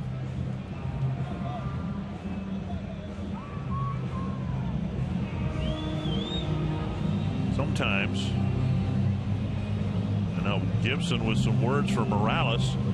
You know, sometimes a trip to the mound is meant to bring the home plate umpire out. And Morales is talking with Gibson, I suspect, about the pitch to Sano that was not, or the balk. I think it was the balk. He was pointing at the rubber and gesturing. Look, I think it was about the balk. Just, and would have to do it in a questioning way. Say, tell me what I did wrong, and tell me what you think, what you saw, just so I understand.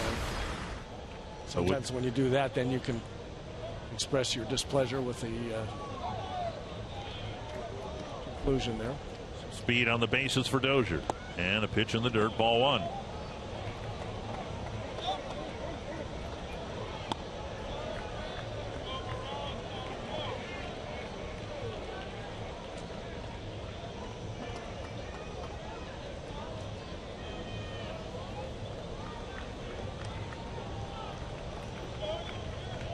Looking for win number 72 on the season. Chopped to the third baseman. And Cuthbert fires across. It'll be a 1-run lead for Kevin Jepson as the Twins try to win the series in Kansas City.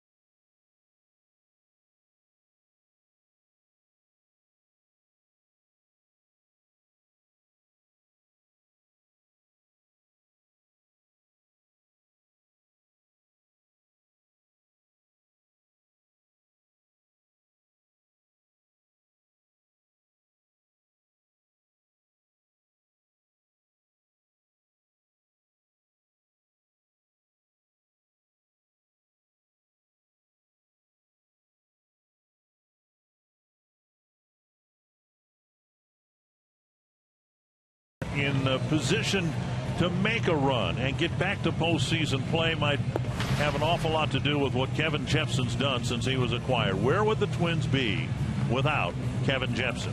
Well, they wouldn't be this close in the wild card race. There's no question about that. He has been absolutely terrific. Had a rough first outing in Target Field. First appearance he made after being acquired, and since then he has been absolutely sensational in both setup and even more importantly, the closing role since the injury problems that have plagued Glenn Perkins here for a little while. Jepsen has been rock solid. Paulo Orlando will lead things off in the 12th for the Royals. Eric Fryer will do the catching. And a fastball. Twins knew he had a mid-90s fastball. He's come to the Twins with a little bit better breaking ball than the Twins perceived. But Paul Molitor said again today what's really been impressive. He's got a much better changeup than they thought he had when he was obtained. His second and third pitches, his curveball and changeup have been terrific. One strike to Orlando, and now a fastball up high. Came to the Twins with closing experience, which came in handy because the Twins had no way of knowing that shortly after Jepsen arrived, Glenn Perkins would have some health issues. First the neck, then the back. 1-1 to Orlando. Fouled away 1-2. Since becoming a Twin, Jepsen's given up an opponent batting average of 145.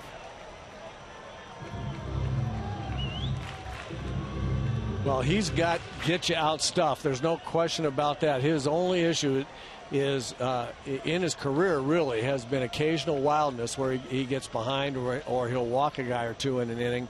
But other than the first outing that he had there at Target Field, we really haven't seen too much of that. He's been pounding the strike zone with 3+ pitches. Breaking ball in the dirt, 2-2.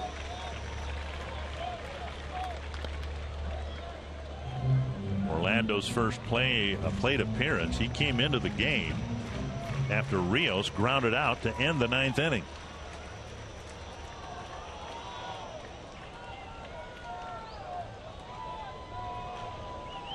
He's got tremendous speed too. Another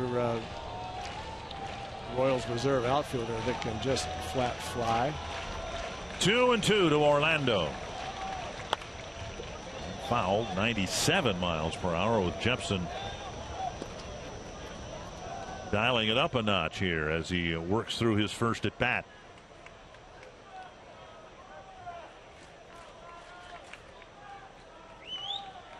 And as good as his breaking ball and changeup are, when you see a guy that far behind your fastball, the ball's coming out of his hand really well. He's got to feel good about his fastball. Guy is that late on it, yet really reluctant to throw anything softer and speed up his bat. And another foul, another late swing on a mid-90s fastball. Started in at 95. He's had a couple of 96s. The 1-2 pitches ago was 97.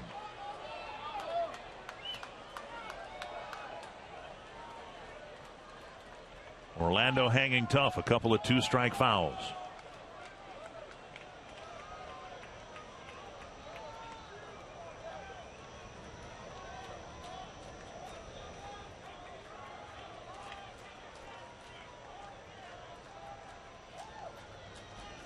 Struck him out at 98. He was late on 96, he was late on 97, and he missed 98 altogether. And it's in a great spot too. It really is on the outside part of the plate. Fryer sitting out there, he hits the glove. Just blew him away. Escobar will hit. Bench players left for the Royals include Johnny Gomes. But Gomes is not used here to hit for Escobar. And then Gerard Dyson on deck.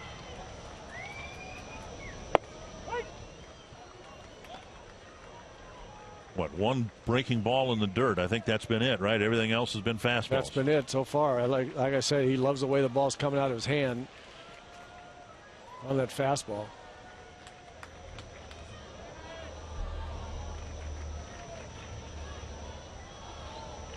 The dirt, 1-1.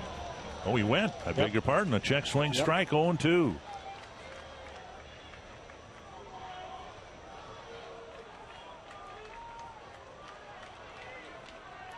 So Escobar doing Jepsen a little bit of favor there, swinging at a ball in the dirt, but that 96, 95, 96, 97 mile-an-hour fastball will do that to you. Get you in a hurry.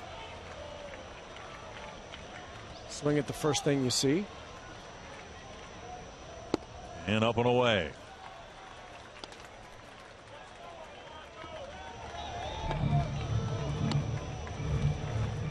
I like Jepsen's delivery too. I think it's just herky-jerky enough, and his arm action behind his back is just deceiving enough. I think the ball gets on hitters pretty quickly.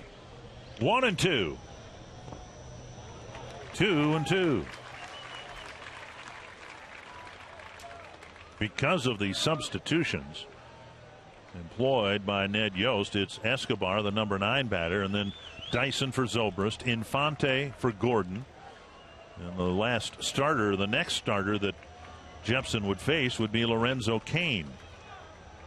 And he would hit 5th this inning. Raise your hand if you wanted to get that far. 2-2. To right field, retreating is Hicks. Out number 2. And that'll bring up Dyson.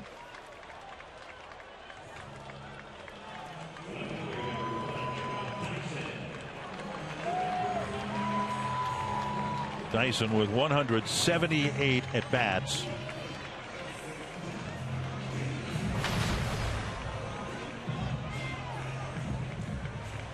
And remember, it was Dyson who was thrown out at the plate in the 10th inning after stealing 2 bases after entering the game pinch running for Zobrist.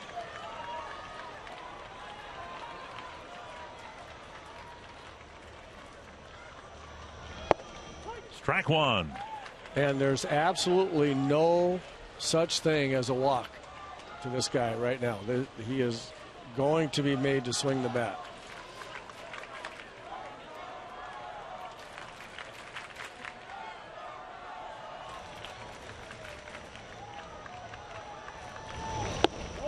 He has walked 13 times, and whoever did that immediately went into the witness protection program.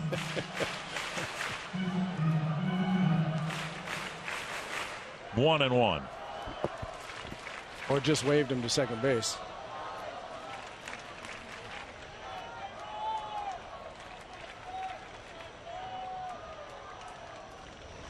Chopped foul, 1-2. Jepsen stumbling a bit as he followed through off the mound.